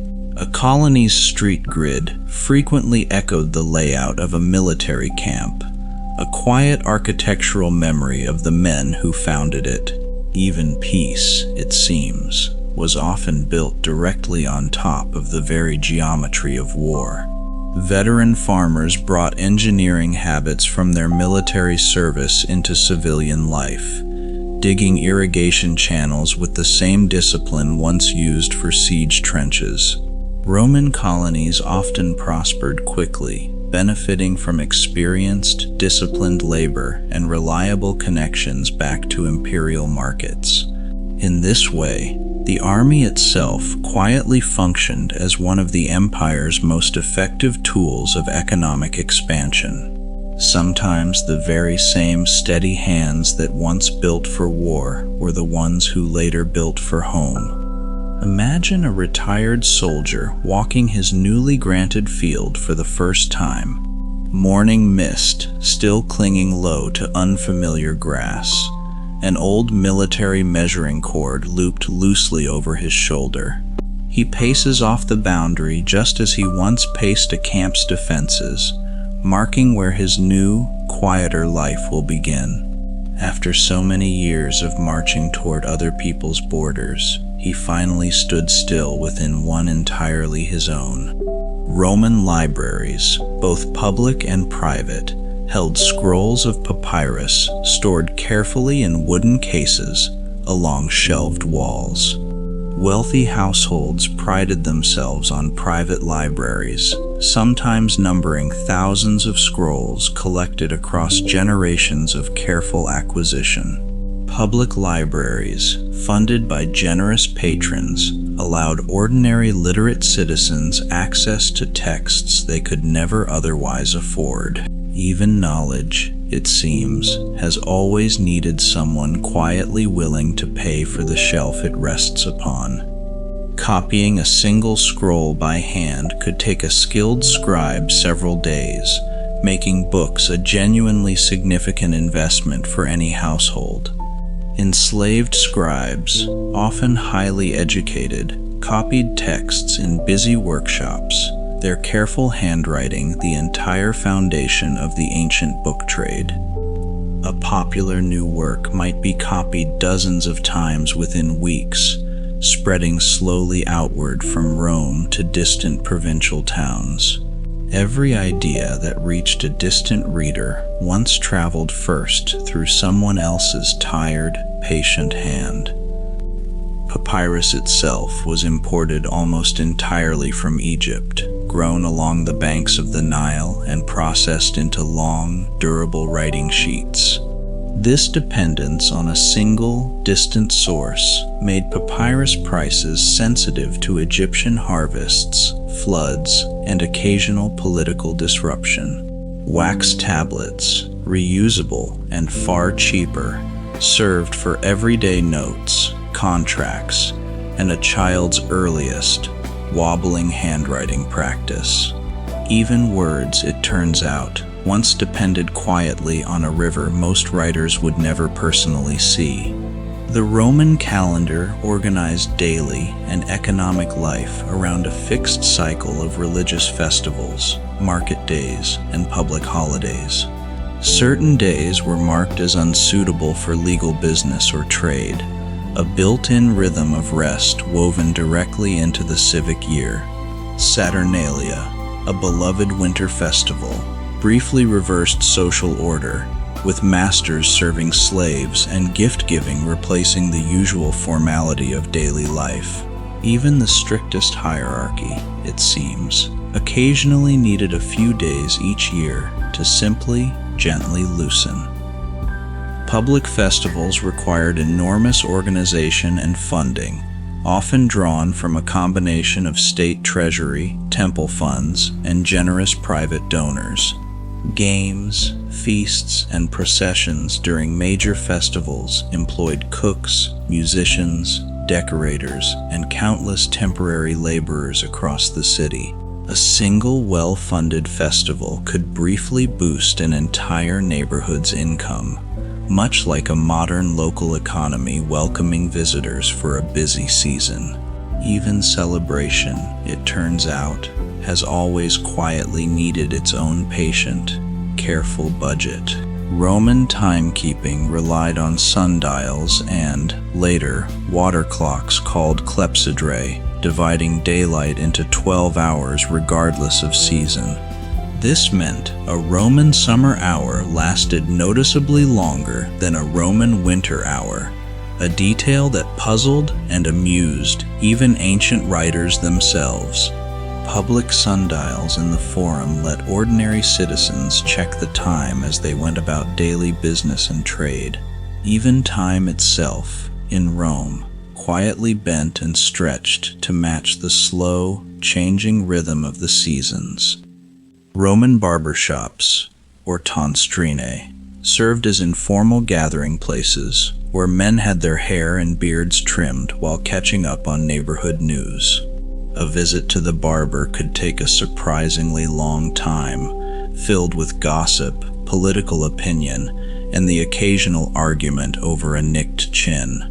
Bathhouses, barber shops, and taverns together formed the true daily newsroom of an ordinary Roman neighborhood. Long before printed papers, news has always traveled fastest through rooms where people sat still just long enough to talk. Roman dentistry, though limited, included gold wire bridges to hold loose teeth in place and simple extraction tools for painful cases. Without effective pain relief, dental treatment remained genuinely frightening, and many Romans endured toothache quietly rather than risk a difficult procedure. Archaeologists have recovered surprisingly sophisticated dental appliances, evidence of real skill despite the era's limited understanding of infection. Even discomfort, faced without complaint, has always been its own small, unrecorded form of quiet courage. Roman cosmetics included powders, creams, and tinted balms, some produced from surprisingly harsh ingredients like lead-based whitening compounds. Wealthy women pursued pale, smooth skin as a beauty ideal, unaware that some favored cosmetics slowly damaged the very complexion they were meant to improve. Hairstyles grew increasingly elaborate during the imperial period, with some fashionable arrangements requiring a skilled attendant working for over an hour. Beauty, even then, has always asked a quiet, sometimes hidden price of the people pursuing it. Roman architectural theory was recorded in unusual detail by Vitruvius, an engineer whose writings outlined principles of strength, function, and beauty in building. He argued that good architecture required firmitas, utilitas, and venustas, strength, usefulness, and beauty, working together rather than separately. His ideas, largely forgotten for centuries, were rediscovered during the Renaissance and reshaped European architecture all over again. Some quiet books, it turns out, can wait patiently in the dark for hundreds of years before finally being heard. Moving massive stone blocks required cranes powered by human or animal treadwheels, their wooden gears translating steady walking into slow, controlled lifting. A large treadwheel crane, worked by several men walking continuously inside it, could raise stones weighing many tons to impressive heights. Scaffolding of lashed wooden poles surrounded rising walls, allowing masons to work safely at increasing heights above the street. Even the tallest triumph, once you look closely enough, was raised slowly by ordinary feet, walking in a steady, patient circle. Roman interior walls were often covered in painted frescoes, depicting gardens, mythological scenes, or elegant architectural illusions meant to make small rooms feel larger. Skilled fresco painters worked quickly while plaster remained wet, binding pigment permanently into the wall itself as it dried. Some surviving Pompeian frescoes still glow with remarkably vivid color, untouched for nearly 2,000 years beneath layers of protective ash. Even a wall, it seems, has always wanted to dream a little beyond its own narrow room. Mosaic floors, assembled from thousands of tiny stone or glass pieces called tesserae, decorated everything from grand villas to modest bathhouse entryways. Skilled mosaic artists worked from pattern books, arranging geometric borders around central scenes of gods, animals, or everyday Roman life. A single detailed mosaic floor might take a small team of craftsmen many weeks of careful, patient placement to complete. Some of the most beautiful things underfoot, it turns out, were built one small, deliberate piece at a time. Roman markets sold live animals as well as food, and dedicated animal markets supplied oxen, pigs, and poultry to households and farms alike. Fish farming, carried out in artificial ponds called piscinae, let wealthy households enjoy fresh fish even far from the coast. Some Roman aristocrats grew famously attached to their prized fish, reportedly mourning them with genuine, if faintly comic sincerity. Even something as small as a beloved fish, it seems, has always found its own quiet way into someone's heart. Beekeeping supplied Rome's primary sweetener, since sugar remained essentially unknown, and honey flavored everything from sauces to simple, comforting desserts. Roman writers on agriculture offered detailed advice on hive placement, seasonal care, and gently calming bees before harvesting their honeycomb. A well-tended hive could provide a household with a small, steady, and genuinely valuable yearly income. Even the busiest, most restless insects, it turns out, have always rewarded a calm and patient hand.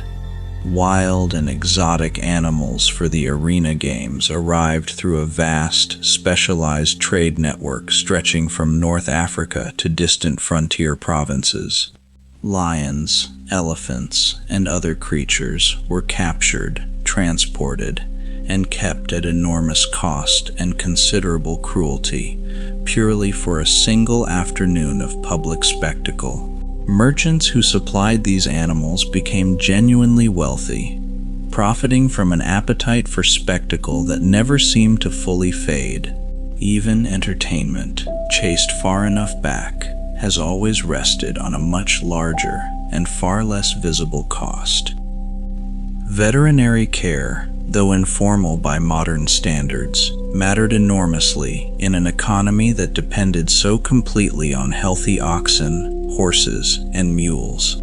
Roman agricultural writers recorded treatments for common animal ailments, alongside practical advice on feeding, breeding, and general animal welfare. A single strong, healthy ox could plow far more land than several weak ones, making animal care a genuine economic priority. Even the quiet, steady strength of a single animal has always carried more of daily life than anyone usually notices. This is what makes Rome's hidden economy so quietly haunting. Beneath every temple, bath, and triumphal arch ran a vast, patient web of farmers, miners, dyers, and scribes, most of them never named at all. Silver from a Spanish mine became a soldier's wage. Grain from an Egyptian field became bread on a stranger's table. Wool spun in a quiet household became a toga worn in the forum. An empire, in the end, was never really built from marble alone. It was built from thousands of small, unhurried, and largely invisible exchanges, repeated patiently for centuries. Wealthy Romans typically began each day with the salutatio, a formal morning greeting where clients gathered at a patron's home seeking favors, advice, or small gifts. In exchange for this daily loyalty, a patron might offer legal help, a small cash gift, or an invitation to an evening meal.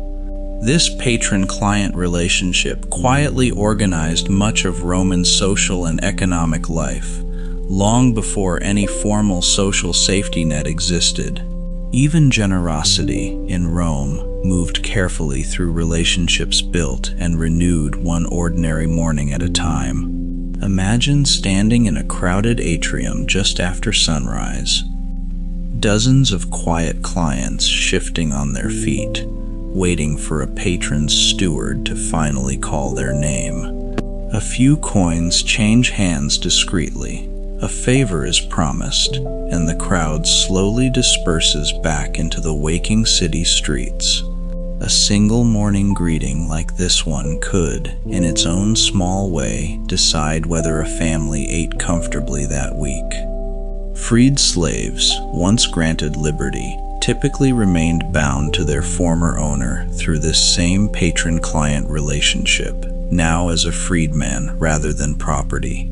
A freedman often continued working for his former master, building a business under that patron's continued protection and connections. Many of Rome's wealthiest merchants and craftsmen began their lives enslaved, later building real fortune once freedom was granted. Even a difficult beginning, it seems, did not always determine the whole shape of a life that followed it. Roman dinner parties, or convivia, were important social and economic events where business was discussed as often as poetry or philosophy. A wealthy host displayed status through the number of courses served, the rarity of ingredients, and the skill of hired musicians and dancers. Guests reclined on couches rather than sitting, eating with their fingers, while enslaved attendants moved quietly between them, refilling cups. Even a meal, shared slowly enough, has always carried more than simply food. Behind every grand banquet worked an unseen kitchen staff, chopping, roasting, and seasoning dishes over open hearths in cramped, smoky rooms. Kitchen work was hot, exhausting, and usually performed by enslaved cooks whose skill went almost entirely uncredited by the guests they fed. Some particularly talented cooks became valuable enough to be bought and sold at considerable expense, their skill itself a form of property. The most memorable flavor of an evening, so often, belonged quietly to someone who never once sat at the table. Without refrigeration, Romans preserved food through salting, smoking, drying, and pickling in vinegar or brine, extending a harvest across many months. Fish sauce, called garum, was produced by fermenting fish in salt for weeks, becoming one of the most widely traded condiments in the ancient Mediterranean. Garum factories along the coast shipped this pungent sauce in sealed amphorae to every corner of the empire. Even a taste, carefully preserved, could travel far longer and further than the fish it once was. Grain stored in public and private granaries faced a constant quiet threat from rodents, weevils, and damp, all capable of ruining a season's careful harvest. Granaries were raised on stone footings with narrow airways to keep floors dry, and some estates kept cats specifically to guard against mice. A single poorly sealed granary could undo months of patient farming within a single humid season. Even abundance, once gathered, still needed constant quiet vigilance to keep it safe until it was truly needed. Market inspectors called aediles enforced honest weights and measures, checking merchant scales against official standard stones kept in the forum. A dishonest vendor caught using a false weight risked fines, public shame, or the confiscation of his goods entirely. These same officials organized public festivals and oversaw the general cleanliness and order of the busy marketplace. Even trust in a simple scale, it turns out, has always needed someone quietly willing to check it. Counterfeit coins circulated occasionally despite strict penalties, and money changers learned to test suspicious coins by weight, sound, and the sharpness of their stamp design. Those caught counterfeiting imperial currency faced severe punishment, since a debased coin quietly threatened the trust an entire economy depended upon. Provincial mints operated under close supervision, striking coins that still had to match the weight and purity expected throughout the empire. Even a single coin, it seems, always carried the full and careful weight of everyone's shared agreement to believe in it. Roman temples doubled as informal banks, and their thick stone walls and resident priests offered a relatively safe place to store savings. Wealthy citizens, and even the state itself, sometimes deposited reserves within a temple's treasury, trusting its sacred status to discourage theft. The Temple of Saturn in the Forum famously held the Roman state treasury for centuries. Even money, it seems, has always felt a little safer, resting somewhere people were reluctant to disturb. Triumphal processions celebrating military victory poured enormous captured wealth directly into Rome's economy, parading gold, art, and treasure through the city streets. Generals often used a portion of this plunder to fund new temples, roads, or public games, turning conquest into lasting civic improvement. A successful campaign abroad could, quite literally, be seen rising afterward as new marble at home. Even peace, strange as it sounds, was sometimes quietly built from the proceeds of war. Roman soldiers received regular pay along with a promised bonus or land grant upon completing decades of service. Military pay, minted in reliable silver, circulated widely along the frontiers, helping establish new markets and towns near permanent army camps. Frontier settlements often grew directly around these camps, supplying soldiers with food, goods, and services in a steady, dependable trade. Even an army, built for conflict, often left behind something surprisingly close to an ordinary, thriving town. Aqueducts and other major public works were sometimes funded by wealthy private citizens rather than the state treasury alone, inscribed proudly with the donor's name. A single, generous benefactor might fund an entire stretch of new aqueduct, gaining lasting civic honor in exchange for the considerable expense. This blend of public need and private generosity built much of the infrastructure later generations would simply take for granted. Even lasting infrastructure so often began as one person's quiet, deliberate act of ambition or gratitude. Skilled craftsmen called plumbarii shaped lead into pipes, fittings, and cisterns, carrying water the final distance from public mains into private homes. Roman writers occasionally worried about the health effects of lead pipes, though the true extent of the danger was never fully understood at the time. Stamped lettering on surviving lead pipes sometimes still names the plumber, the property owner, or the reigning emperor of the day. Even a hidden pipe, buried beneath a quiet floor, once carried someone's name along with its water. Heating an entire bathhouse, or hypocaust system, required an enormous, constant supply of firewood and charcoal, harvested from surrounding forests and hillsides. Fuel merchants organized regular deliveries by cart and barge, an essential and unglamorous trade sustaining the comfort so many Romans quietly enjoyed. Some historians estimate that a single large public bath complex could consume the wood of an entire small forest each year. Even warmth this reliable, it turns out, was always quietly borrowed from somewhere green and growing. Quarrying stone was slow, dangerous work, with laborers using iron wedges, hammers, and controlled fire to split blocks free from the bedrock.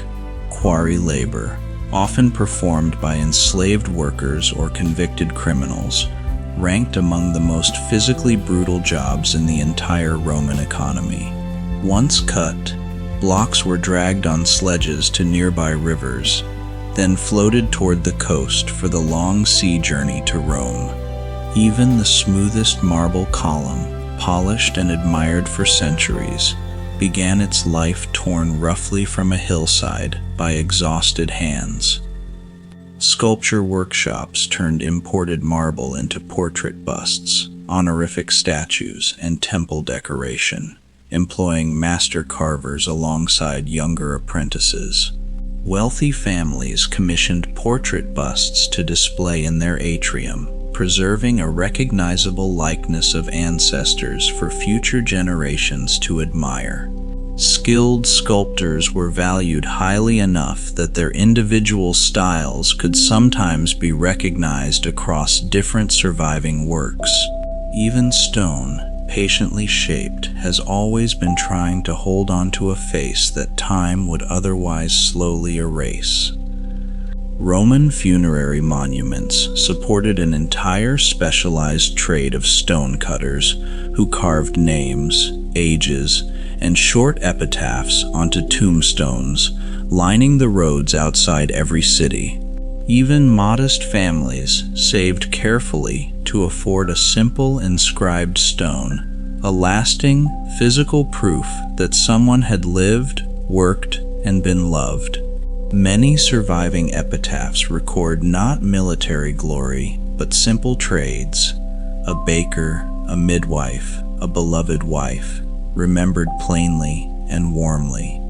Perhaps that is its own quiet kind of immortality, not fame, but simply being remembered by name. Roman roads supported a network of wayside inns called mansiones, offering food, stabling, and a bed for travelers making their way between cities. Innkeepers, often viewed with mild social suspicion despite their essential service, still did steady business feeding merchants, messengers, and pilgrims alike. Roman comic writers frequently mocked innkeepers as dishonest, watering down wine or padding a traveler's bill whenever they safely could.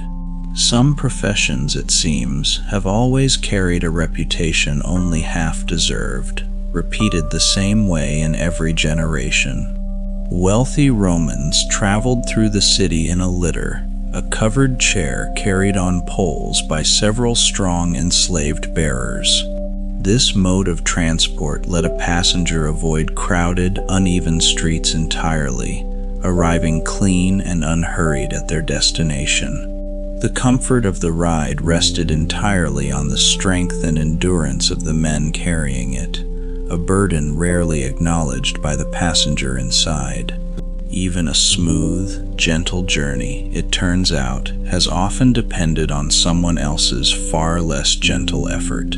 Roman harbors relied on specialized dock workers, called sicari, who loaded and unloaded grain sacks and amphorae from ship to warehouse all day long. This physically demanding work paid a modest daily wage, enough to support a family, but rarely enough to save toward anything more.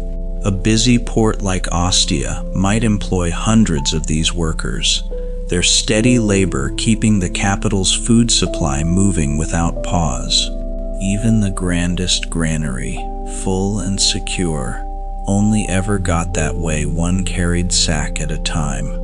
Shipbuilders constructed vessels using a shell-first technique, joining hull planks edge to edge with wooden pegs before adding internal ribs for strength. This method, remarkably strong for its era, allowed Roman ships to survive long, difficult voyages across open and often unpredictable Mediterranean waters. Shipwrights worked in busy coastal yards, their trade passed down carefully through apprenticeship, much like any other skilled Roman craft. Even a single ship, patiently built plank by plank, carried within it the quiet trust of everyone who would later sail upon it. Piracy remained a genuine threat to Roman shipping for centuries, until a determined campaign under Pompey the Great largely cleared the Mediterranean of major pirate fleets. Safer sea lanes afterward lowered shipping costs and insurance risk, encouraging even greater trade across the empire's busy waters.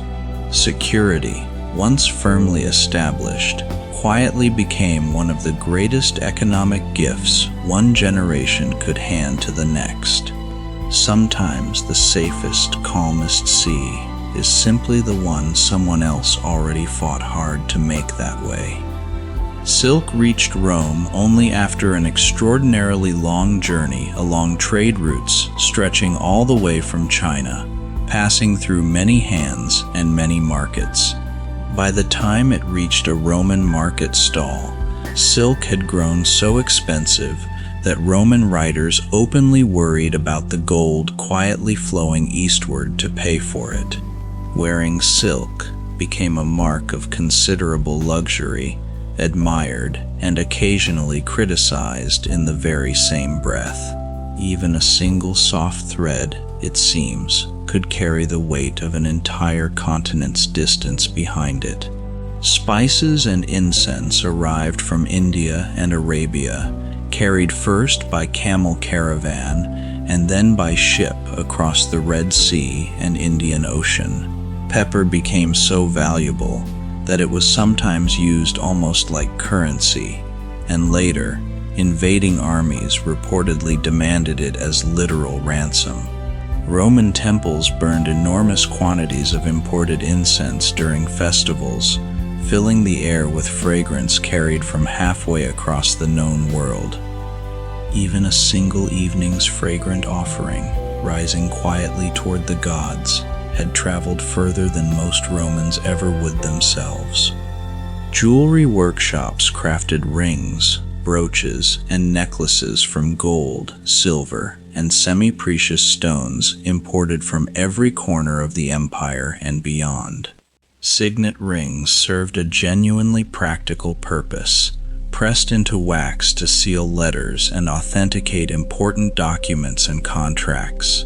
A single engraved ring might represent both an item of personal beauty and a small, portable form of legal identity. Even vanity, it turns out, has often quietly doubled as something far more useful. Actors and performers occupied an uneasy social position in Rome, legally marked with a certain infamy despite being genuinely popular with audiences. Successful performers could nonetheless earn considerable wealth and fame, their names and faces recognized across the entire city. Roman society, it seems, was often happy to enjoy a performer's talent while still looking down on the profession itself. Admiration and respect, even now, do not always arrive together in quite the way we might expect. Gambling was officially restricted in Rome, permitted mainly during the Saturnalia festival, yet dice games flourished quietly in taverns throughout the year regardless. Thar, gaming boards scratched directly into stone steps and pavements, evidence of countless idle, ordinary hours spent waiting and playing. Soldiers, merchants, and laborers alike passed spare coins and spare time this same simple, familiar way. Some small pleasures, it seems, have never much cared what the law officially had to say about them. Roman gladiator schools, called ludi, operated as genuine businesses, training and housing fighters, while carefully managing their value as valuable, marketable property. A skilled trainer, or lanista, invested heavily in feeding and training his fighters, since a gladiator's survival directly protected his own financial investment.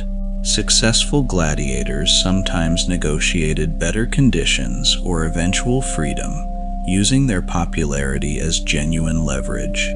Even within a brutal system, a little skill and popularity could occasionally, quietly, buy a person a slightly gentler fate. Provincial governors managed vast territories on Rome's behalf, balancing tax collection, law, and infrastructure spending across sometimes enormous and unfamiliar distances. Local town councils, made up of wealthy citizens called decurions, handled the daily practical business of provincial cities, from road repair to grain supply.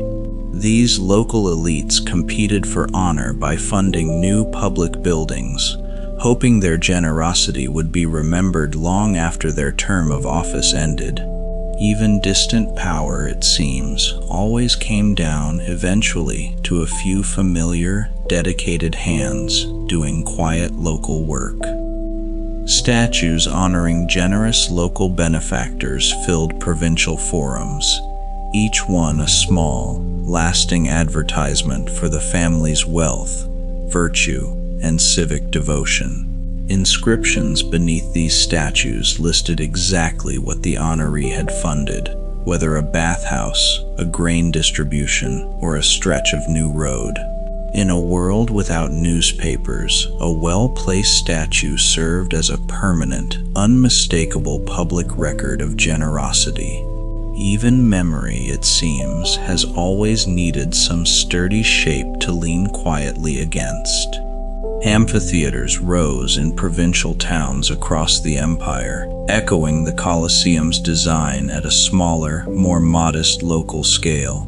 Local elites funded these arenas eagerly, understanding that public spectacle bought them lasting popularity among their neighbors and fellow citizens. Even a distant frontier town, far from Rome itself, could still gather thousands of spectators for a single afternoon of shared entertainment. Some appetites, it turns out, have never needed much encouragement to travel the full width of an empire. Roman harbors sometimes required entirely artificial construction, and the port of Ostia used sunken ships filled with concrete as makeshift foundations for its outer breakwater. Engineers built an enormous lighthouse atop this breakwater, guiding grain ships safely into a harbor that had not existed a generation earlier. An entire coastline could, with enough patience and concrete, be gently persuaded into a shape more useful to human need. Even the sea, endlessly restless, occasionally allowed itself to be calmed by careful, deliberate human hands.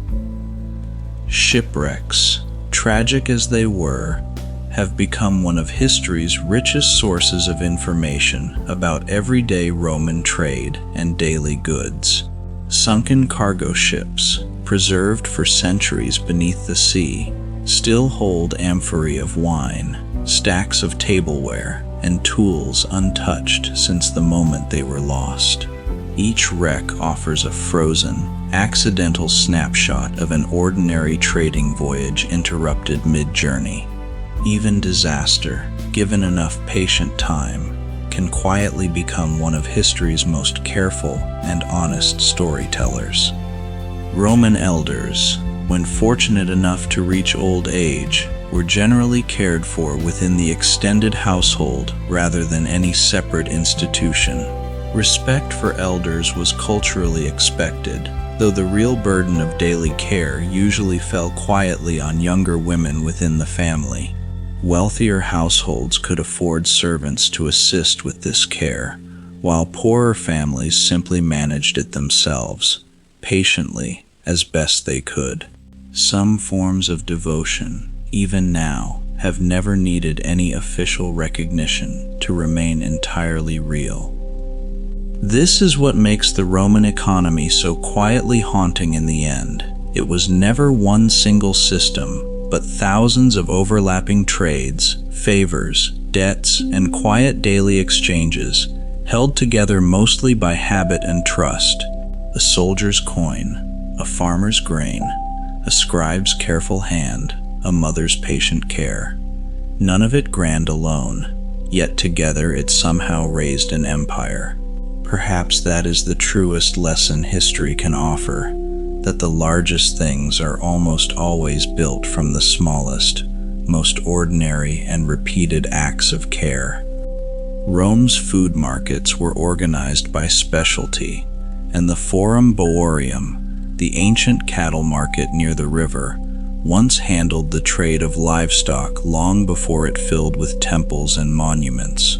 Nearby, the Forum Holatorium sold vegetables and herbs, while a separate fish market supplied the city with catch brought fresh each morning from the coast. This quiet specialization let buyers know exactly where to walk for exactly what they needed, long before any street carried a modern sign. Even a city this vast, it seems, still organized itself around the simple, familiar comfort of knowing where to look. Emperor Trajan later established the Alimenta, a program providing food subsidies to poor children across Italy, funded partly through low-interest loans to local landowners.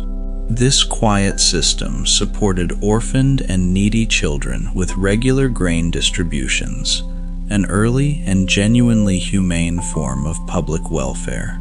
Inscriptions recording alimenta payments survive in several Italian towns, naming individual children who once received this modest, steady support. Even an empire, built on conquest, it seems, occasionally found room for this kind of gentle, patient generosity. Child labor was common in Roman workshops, with young apprentices learning trades like weaving, metalwork, or pottery from a very early age. Formal apprenticeship contracts specified a fixed number of years, the master's obligations, and the modest wage a child might eventually earn. For poorer families, a child's early labor was simply a practical necessity, woven quietly into the household's survival. Childhood, in every era, has always been shaped as much by circumstance as by any adult's wish otherwise. Roman military logistics required enormous planning, and each legion traveled with its own supply train of mules, carts, and skilled quartermasters. Soldiers on campaign carried a portion of their own equipment and rations, earning the nickname Marius's Mules, after a general who reformed this system. Behind every famous battle stood a much less famous achievement: thousands of tons of grain, tools, and equipment delivered reliably day after day. Even glory, on closer inspection, has always depended quietly on someone managing the wagons. Military camps attracted their own small markets, called canabae, where merchants sold food, wine, and goods to soldiers stationed along the frontier. These camp markets often grew into permanent towns once a legion settled for years in a single location, blending military and civilian economies. Several major European cities trace their earliest origins directly back to one of these humble frontier markets. Even the edges of an empire, it seems, quietly grew their own small, ordinary version of home. Roman doctors, called archiatri when publicly appointed, sometimes received a salary from local town councils to treat citizens who could not otherwise afford care. This early form of public medicine varied greatly by town and era, but reflected a real, if uneven, civic concern for public health. Military valetudinaria, early hospital-like structures built near legionary camps, treated wounded and ill soldiers with organized, systematic care. Even in antiquity, someone was already quietly trying to make sure illness did not simply depend on wealth alone.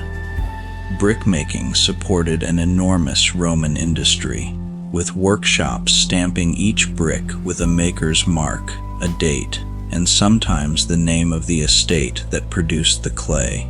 These stamps let modern archaeologists date Roman buildings with remarkable precision, tracing a single brick back to the exact workshop that fired it. Brickyards operated on a genuinely industrial scale, some producing enough material to supply construction projects across an entire region. Even the humblest brick, stamped and fired so long ago, still quietly remembers exactly where it came from.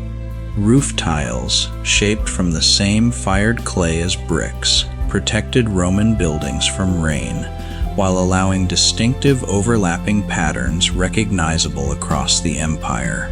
Tile makers pressed a curved shape while the clay remained soft, then stacked and fired thousands of tiles at once in large kilns. A well-tiled roof could last for generations, long outlasting the wooden beams and rafters supporting it underneath. Even shelter from rain, it turns out, was once shaped patiently by hand, one curved tile at a time. Glassmaking advanced considerably during the imperial period, and window glass, though still thick and slightly cloudy, began appearing in wealthier Roman homes and bathhouses. Glass panes let warm bathhouse air remain trapped indoors while still allowing daylight to filter gently through. Most ordinary homes, however, still relied on wooden shutters or simple cloth to cover window openings against the weather.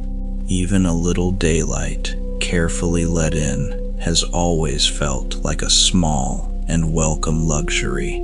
Pottery workshops produced not only storage jars but fine tableware known as terra sigillata, a glossy red pottery traded widely across the empire. Distinctive workshop stamps pressed into the clay let buyers recognize quality pottery from particular regions, much like a trusted brand today. Gaul became especially famous for this fine red ware, exporting it in enormous quantities to households across the western provinces. Even a simple dinner plate, it seems, once carried its maker's quiet reputation along with the meal itself. Oil lamps, molded from clay or cast in bronze, lit Roman homes after dark, burning olive oil through a simple woven wick. Workshops produced lamps in enormous quantities, decorated with everything from simple geometric patterns to detailed mythological scenes. A single lamp gave only a modest, flickering light, meaning most Romans rose with the sun and settled early into the evening's quiet dark. Even light itself, in Rome, was something gently rationed, treasured, and used with care. Imagine a small oil lamp flickering on a windowsill as evening settles over a quiet Roman street. It's late. The world has quieted, and the noise of the day begins to fade. A family finishes a simple meal of bread and lentils, voices low, the day's work finally, gently done. Nights like this one, unremarkable and unrecorded, made up the overwhelming majority of ordinary Roman life. Roman streets had no public lighting at all, meaning nighttime travel required a carried torch or lamp and remained genuinely risky for the unwary. Thieves and drunken brawls were common after dark, and respectable Romans generally avoided venturing out without an escort or armed slaves nearby. The vigiles patrolled certain neighborhoods after dark, specifically to deter this kind of nighttime trouble. Even the boldest city, it seems, has always grown a little more cautious once the sun quietly goes down. Snow and ice, harvested from mountains and stored through summer in insulated pits, allowed wealthy Romans to enjoy chilled wine and cooled desserts even in the height of summer heat. Merchants transported this packed snow by cart and mule, insulating it in straw to slow the inevitable, patient melt. What began as a rare luxury for emperors eventually became available, at real expense, to any household willing to pay for it. Even coolness itself, it turns out, has always had to travel a long, careful way to reach a thirsty table. Popine, small taverns serving hot food and wine to ordinary working Romans, lined nearly every busy street corner in the city. Emperors occasionally tried restricting what food these taverns could serve, worried that comfortable, cheap dining encouraged idleness among the working population. Despite these periodic restrictions, Popine remained genuinely popular, offering warmth, company, and a hot meal after a long working day. Some small comforts, it seems, have always proven far too well loved for any decree to fully take away. Curatores viarum, officials responsible for road maintenance, organized repair crews and inspected surfaces for the wear caused by constant cart and foot traffic. Funding for repairs came from a mix of state treasury, local taxes, and occasionally the property owners whose land bordered a given stretch of road. Neglected roads could quietly cripple trade for an entire region, so maintenance, however unglamorous, remained a genuine civic priority. Even the steadiest road, it turns out, has always needed someone quietly willing to keep mending it. Provincial architecture adapted Roman techniques to local materials and climate, and buildings in Britain, Egypt, and North Africa each carried a distinctly regional character. In drier provinces, homes centered around enclosed courtyards and cisterns rather than open Italian-style atriums, conserving precious water. In colder northern provinces, Roman builders adopted underfloor heating far more widely than in Rome's own milder climate. Even a single shared architectural idea, it seems, has always learned to gently bend around wherever it finally settled. Cisterns for storing rainwater became essential in drier Roman provinces, carved directly into bedrock, or built from waterproofed brick and mortar. Some provincial towns relied entirely on these carefully managed cisterns rather than any aqueduct, rationing water carefully through dry summer months. Engineers coated cistern walls with a special waterproof plaster, a technique refined across generations of trial and careful adjustment. Even scarcity, faced patiently enough, has always found some quiet, careful way to endure. The city treasuries were managed by officials called quaestors, who tracked public revenue and expenditure on wax tablets and stone-inscribed public accounts. Some Roman towns proudly displayed their financial accounts publicly, a gesture meant to reassure citizens that civic funds were honestly and carefully managed. This early transparency, however imperfect, reflected a genuine Roman belief that public trust required at least the appearance of open accounting. Even trust in a government, it seems, has always needed some visible proof to quietly lean on. Urban Romans without private gardens sometimes kept small plants, herbs, or caged birds on narrow balconies, a modest touch of green amid the crowded insulae. Pigeon keeping was especially popular, valued both for companionship and for the bird's usefulness in carrying short messages across the city. Even the most crowded apartment, it seems, still found some small, patient way to hold on to a little life and color. A single potted plant on a narrow ledge has always been its own quiet, hopeful kind of garden. Market gardens just outside the city walls supplied fresh vegetables daily, tended by farmers who understood exactly which crops the capital's markets most reliably wanted. Cabbages, onions, and leafy greens traveled only a short distance before reaching a market stall, staying fresher than goods shipped from farther provinces. This close ring of farmland around Rome quietly balanced the city's dependence on distant imported grain with something grown much closer to home. Even an empire spanning 3 continents, it seems, still needed a few familiar fields close enough to walk to. Fullers, the workers who cleaned and treated wool cloth, organized themselves into a collegium or guild that pooled resources for shared festivals and members' funerals. Guild membership offered enslaved and free workers alike a genuine sense of belonging, along with practical support during hardship or old age. These guilds sometimes funded shared monuments, proudly listing dozens of ordinary members' names together on a single lasting stone.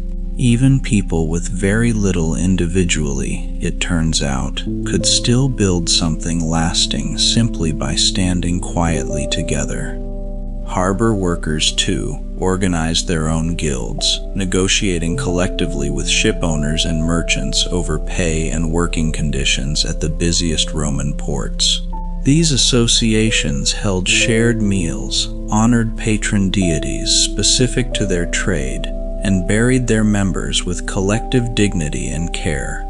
Even in an economy without modern labor protections, workers found their own quiet, practical ways to look out for one another.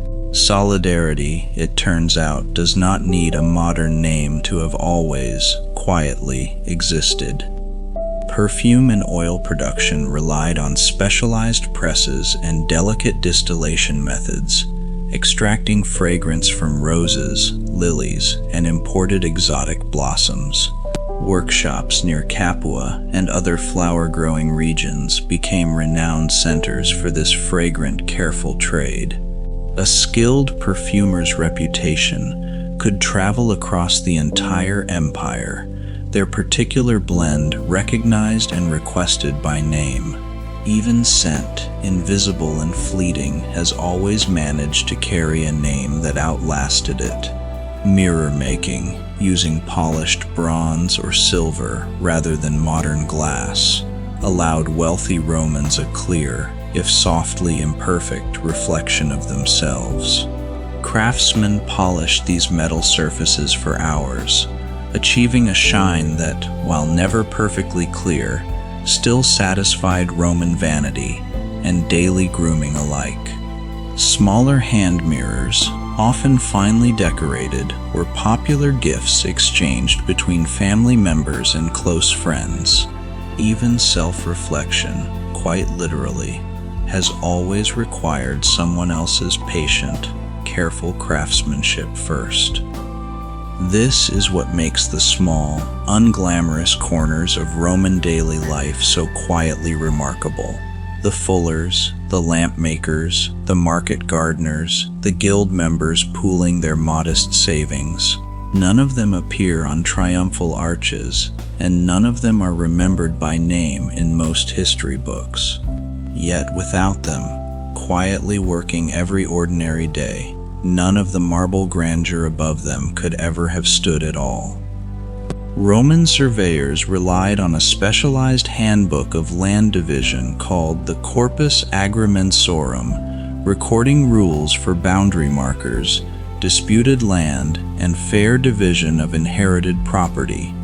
Stone boundary markers, sacred to the god Terminus, were placed with small religious ceremony, since moving one deliberately was considered a serious offense.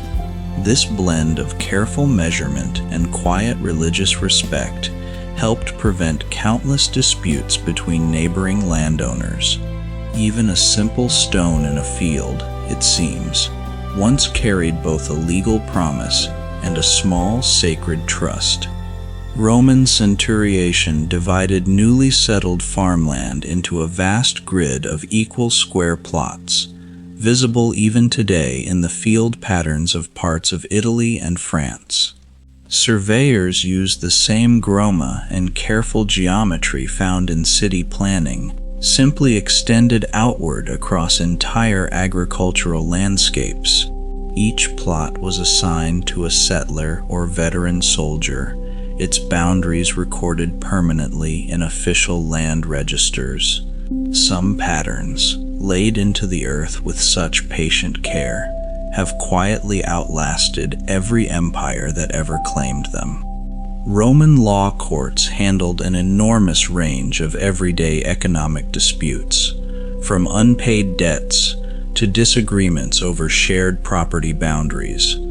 A citizen could bring a case before a praetor, who assigned a private judge to hear evidence and reach a fair, binding decision. Legal advocates, skilled in rhetoric, argued cases for a fee, turning persuasive speech itself into a genuine and respected profession. Even conflict, carefully channeled through patient process, could usually be resolved without ever needing to raise a fist.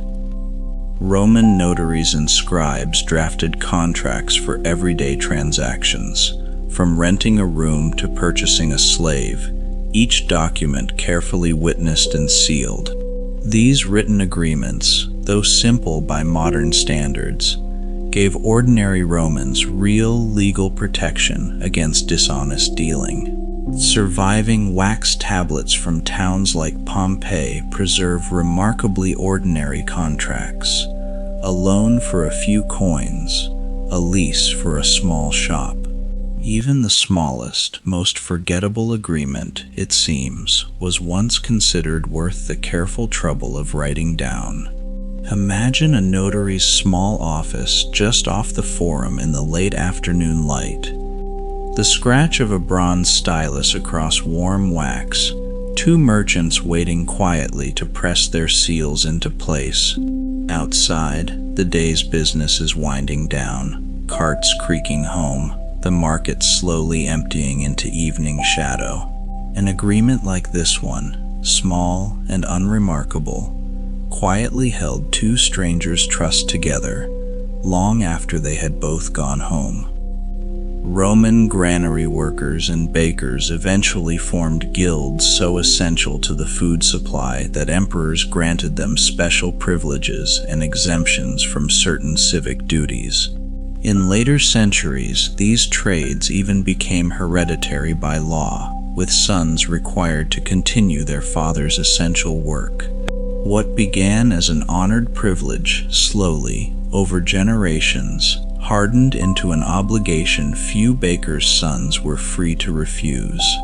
Even security, held onto too tightly by law, can quietly turn into its own gentle kind of cage. Roman markets sold enslaved people alongside other goods, a grim reality of the ancient economy conducted openly in dedicated market spaces. Buyers examined individuals for health and skill, much as they might inspect livestock, a practice Roman writers themselves sometimes described with visible discomfort. Prices varied enormously based on age, skill, and origin, with educated Greek slaves often commanding the very highest sums. It remains one of history's most uncomfortable truths that human worth was, for a long time, quietly measured on a scale. Manumission, the formal freeing of an enslaved person, could happen through a will, a public ceremony before a magistrate, or simply a private declaration among witnesses. A freed slave gained Roman citizenship in many cases, along with the right to marry freely, and eventually pass property to their own children. Some historians estimate that manumission occurred often enough to meaningfully reshape the free population of the city over successive generations. Even within a harsh system, a door, however narrow, was sometimes quietly left open. Roman census records and funerary inscriptions suggest many freed slaves went on to become successful shopkeepers, craftsmen, and even minor local officials within a single generation. Their children, born free, faced none of the same legal restrictions, allowing family fortunes to shift meaningfully within just a few decades. The Bakery of Eurysxes, a freedman whose elaborate tomb still stands near Rome, proudly celebrates exactly this kind of hard-won success. Some of history's proudest monuments, it seems, were built quietly by people who once owned nothing at all, not even themselves. Roman weights and measures were standardized across the empire, using a system of pounds, ounces, and feet that merchants relied upon from Britain to Syria. Official bronze standard weights, kept in temples and public buildings, let inspectors check a merchant's scale against a trusted, unchanging reference. This shared system let a trader in Gaul and a buyer in Egypt understand each other's measurements without confusion or dispute. Even something as ordinary as a pound of grain, it turns out, has always needed everyone quietly agreeing on what a pound truly meant. Roman engineers also built dams and reservoirs in drier provinces, storing seasonal rainfall for irrigation and drinking water across the dry summer months. Spain and North Africa preserve some of the best surviving examples, their carefully cut spillways still functioning as originally intended. These reservoirs allowed farming to flourish in regions that might otherwise have struggled to reliably support a settled population. Even the driest land, patiently managed, could still be persuaded to yield something worth the careful effort. Roman theaters used a clever curtain system, raised from a slot in the stage floor rather than lowered from above, as in later theatrical tradition. Painted scenery panels, called perioctoi, could be rotated to quickly change a scene's backdrop between acts. Some larger theaters even used awnings, called vela, stretched on ropes overhead to shade the entire audience from the midday sun. Even comfort during a simple afternoon of theater, it seems, was engineered with real and thoughtful care. Public inscriptions honoring generous citizens often specified the exact sum donated, creating a permanent, transparent record of civic generosity carved directly into stone. This openness encouraged a kind of gentle competition among wealthy Romans, each hoping their name might be remembered a little longer than their neighbors. Entire streets, baths, and fountains across the empire still quietly carry the names of donors who died many centuries ago. Perhaps this, too, is a kind of sleep, a name resting quietly in stone, waiting patiently to be noticed again. Taken together, the daily architecture of Rome, its roads, baths, granaries, workshops, and quiet family courtyards, reveals a civilization built less on conquest alone than on ordinary, careful maintenance. Every generation inherited crumbling plaster, aging pipes, and half-finished projects, and every generation, patiently, took up the work of continuing them. Perhaps that, more than any single monument, is the truest architecture of Rome, the quiet, unbroken habit of simply continuing what others had begun. Roman lighthouses, harbors, and warehouses required constant, unglamorous upkeep, and dedicated maintenance crews inspected timber, stone, and rope for the slow wear of salt and weather. A single overlooked crack in a harbor wall could, over a patient season of storms, undo years of careful construction. This quiet, repeated vigilance mattered every bit as much as the original engineering that first raised the structure. Even the sturdiest achievement, it seems, has always needed someone willing to keep gently checking on it. Roman households commonly employed a doorkeeper, or ostiarius, often an enslaved worker tasked with managing visitors and guarding the entrance through the long hours of the day. This modest, quiet post placed a single steady presence at the threshold between a family's private life and the busy public street outside. Some ostiarii served the same household for decades, becoming a familiar, trusted fixture long before any visitor reached the family within. Even a doorway, it seems, has always needed someone patient enough to mind it. Roman households also relied on a steward, or dispensator, who managed household accounts, paid suppliers, and kept careful track of daily expenses. A skilled and trustworthy steward, sometimes enslaved, could rise to considerable informal influence within a wealthy household's affairs. These stewards were often the quiet financial memory of an entire family, remembering debts, favors, and prices no one else had bothered to write down. Even trust this complete, it seems, was something carefully, patiently earned over many ordinary years of service. Imagine a household steward working late by lamplight, a stack of wax tablets before him, quietly totaling the day's small expenses: bread, oil, a repaired sandal strap. Outside, the house has gone still, its family long since settled into sleep, trusting this one patient, careful record to keep everything in order. Somewhere in every well-run household, someone was always quietly awake, a little longer than everyone else. Roman brick and concrete construction allowed builders remarkable freedom in shaping curved walls, vaulted ceilings, and domed rooms, unlike anything achieved by earlier Mediterranean cultures.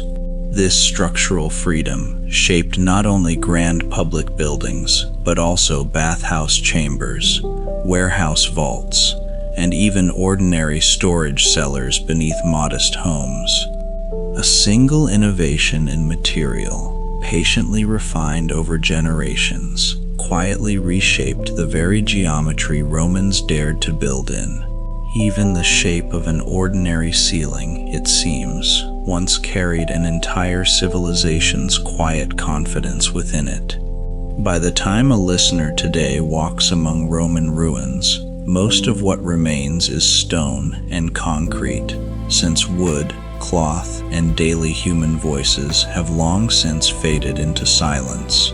Yet beneath every surviving column and archway once moved an entire ordinary world of bakers, bathers, children, and tired travelers falling contentedly asleep. Perhaps the truest way to honor them is simply this: to imagine their quiet, unremarkable evenings, and to let our own evenings settle just as gently now. And so, as the lamps of the old forum dim and the last cart finally creaks home for the night, we let this long Roman day settle gently into rest. From marsh to marble, from mud brick to towering dome, from a single wooden groma to 50,000 miles of quiet road, the daily life of Rome was built by countless unremembered hands, working steadily toward something none of them would ever fully see finished. Aqueducts still carried water long after their builders were gone. Bathhouses still warmed tired bodies long after the furnace keepers were forgotten. Bread still rose in ovens long after the miller's name had faded from memory. If tonight's slow walk through ancient streets, warm baths, and quiet courtyards helped ease you toward sleep, there is another gentle story waiting for you whenever you are ready for it. For now, though, let your jaw soften, unclenched and easy. Let your shoulders sink a little deeper into wherever you are resting. Let your breathing slow, steady, unhurried, like water moving patiently through a buried channel toward the very last basin. Let the last light of this long Roman evening quietly settle and fade and go still. Sleep well and good night.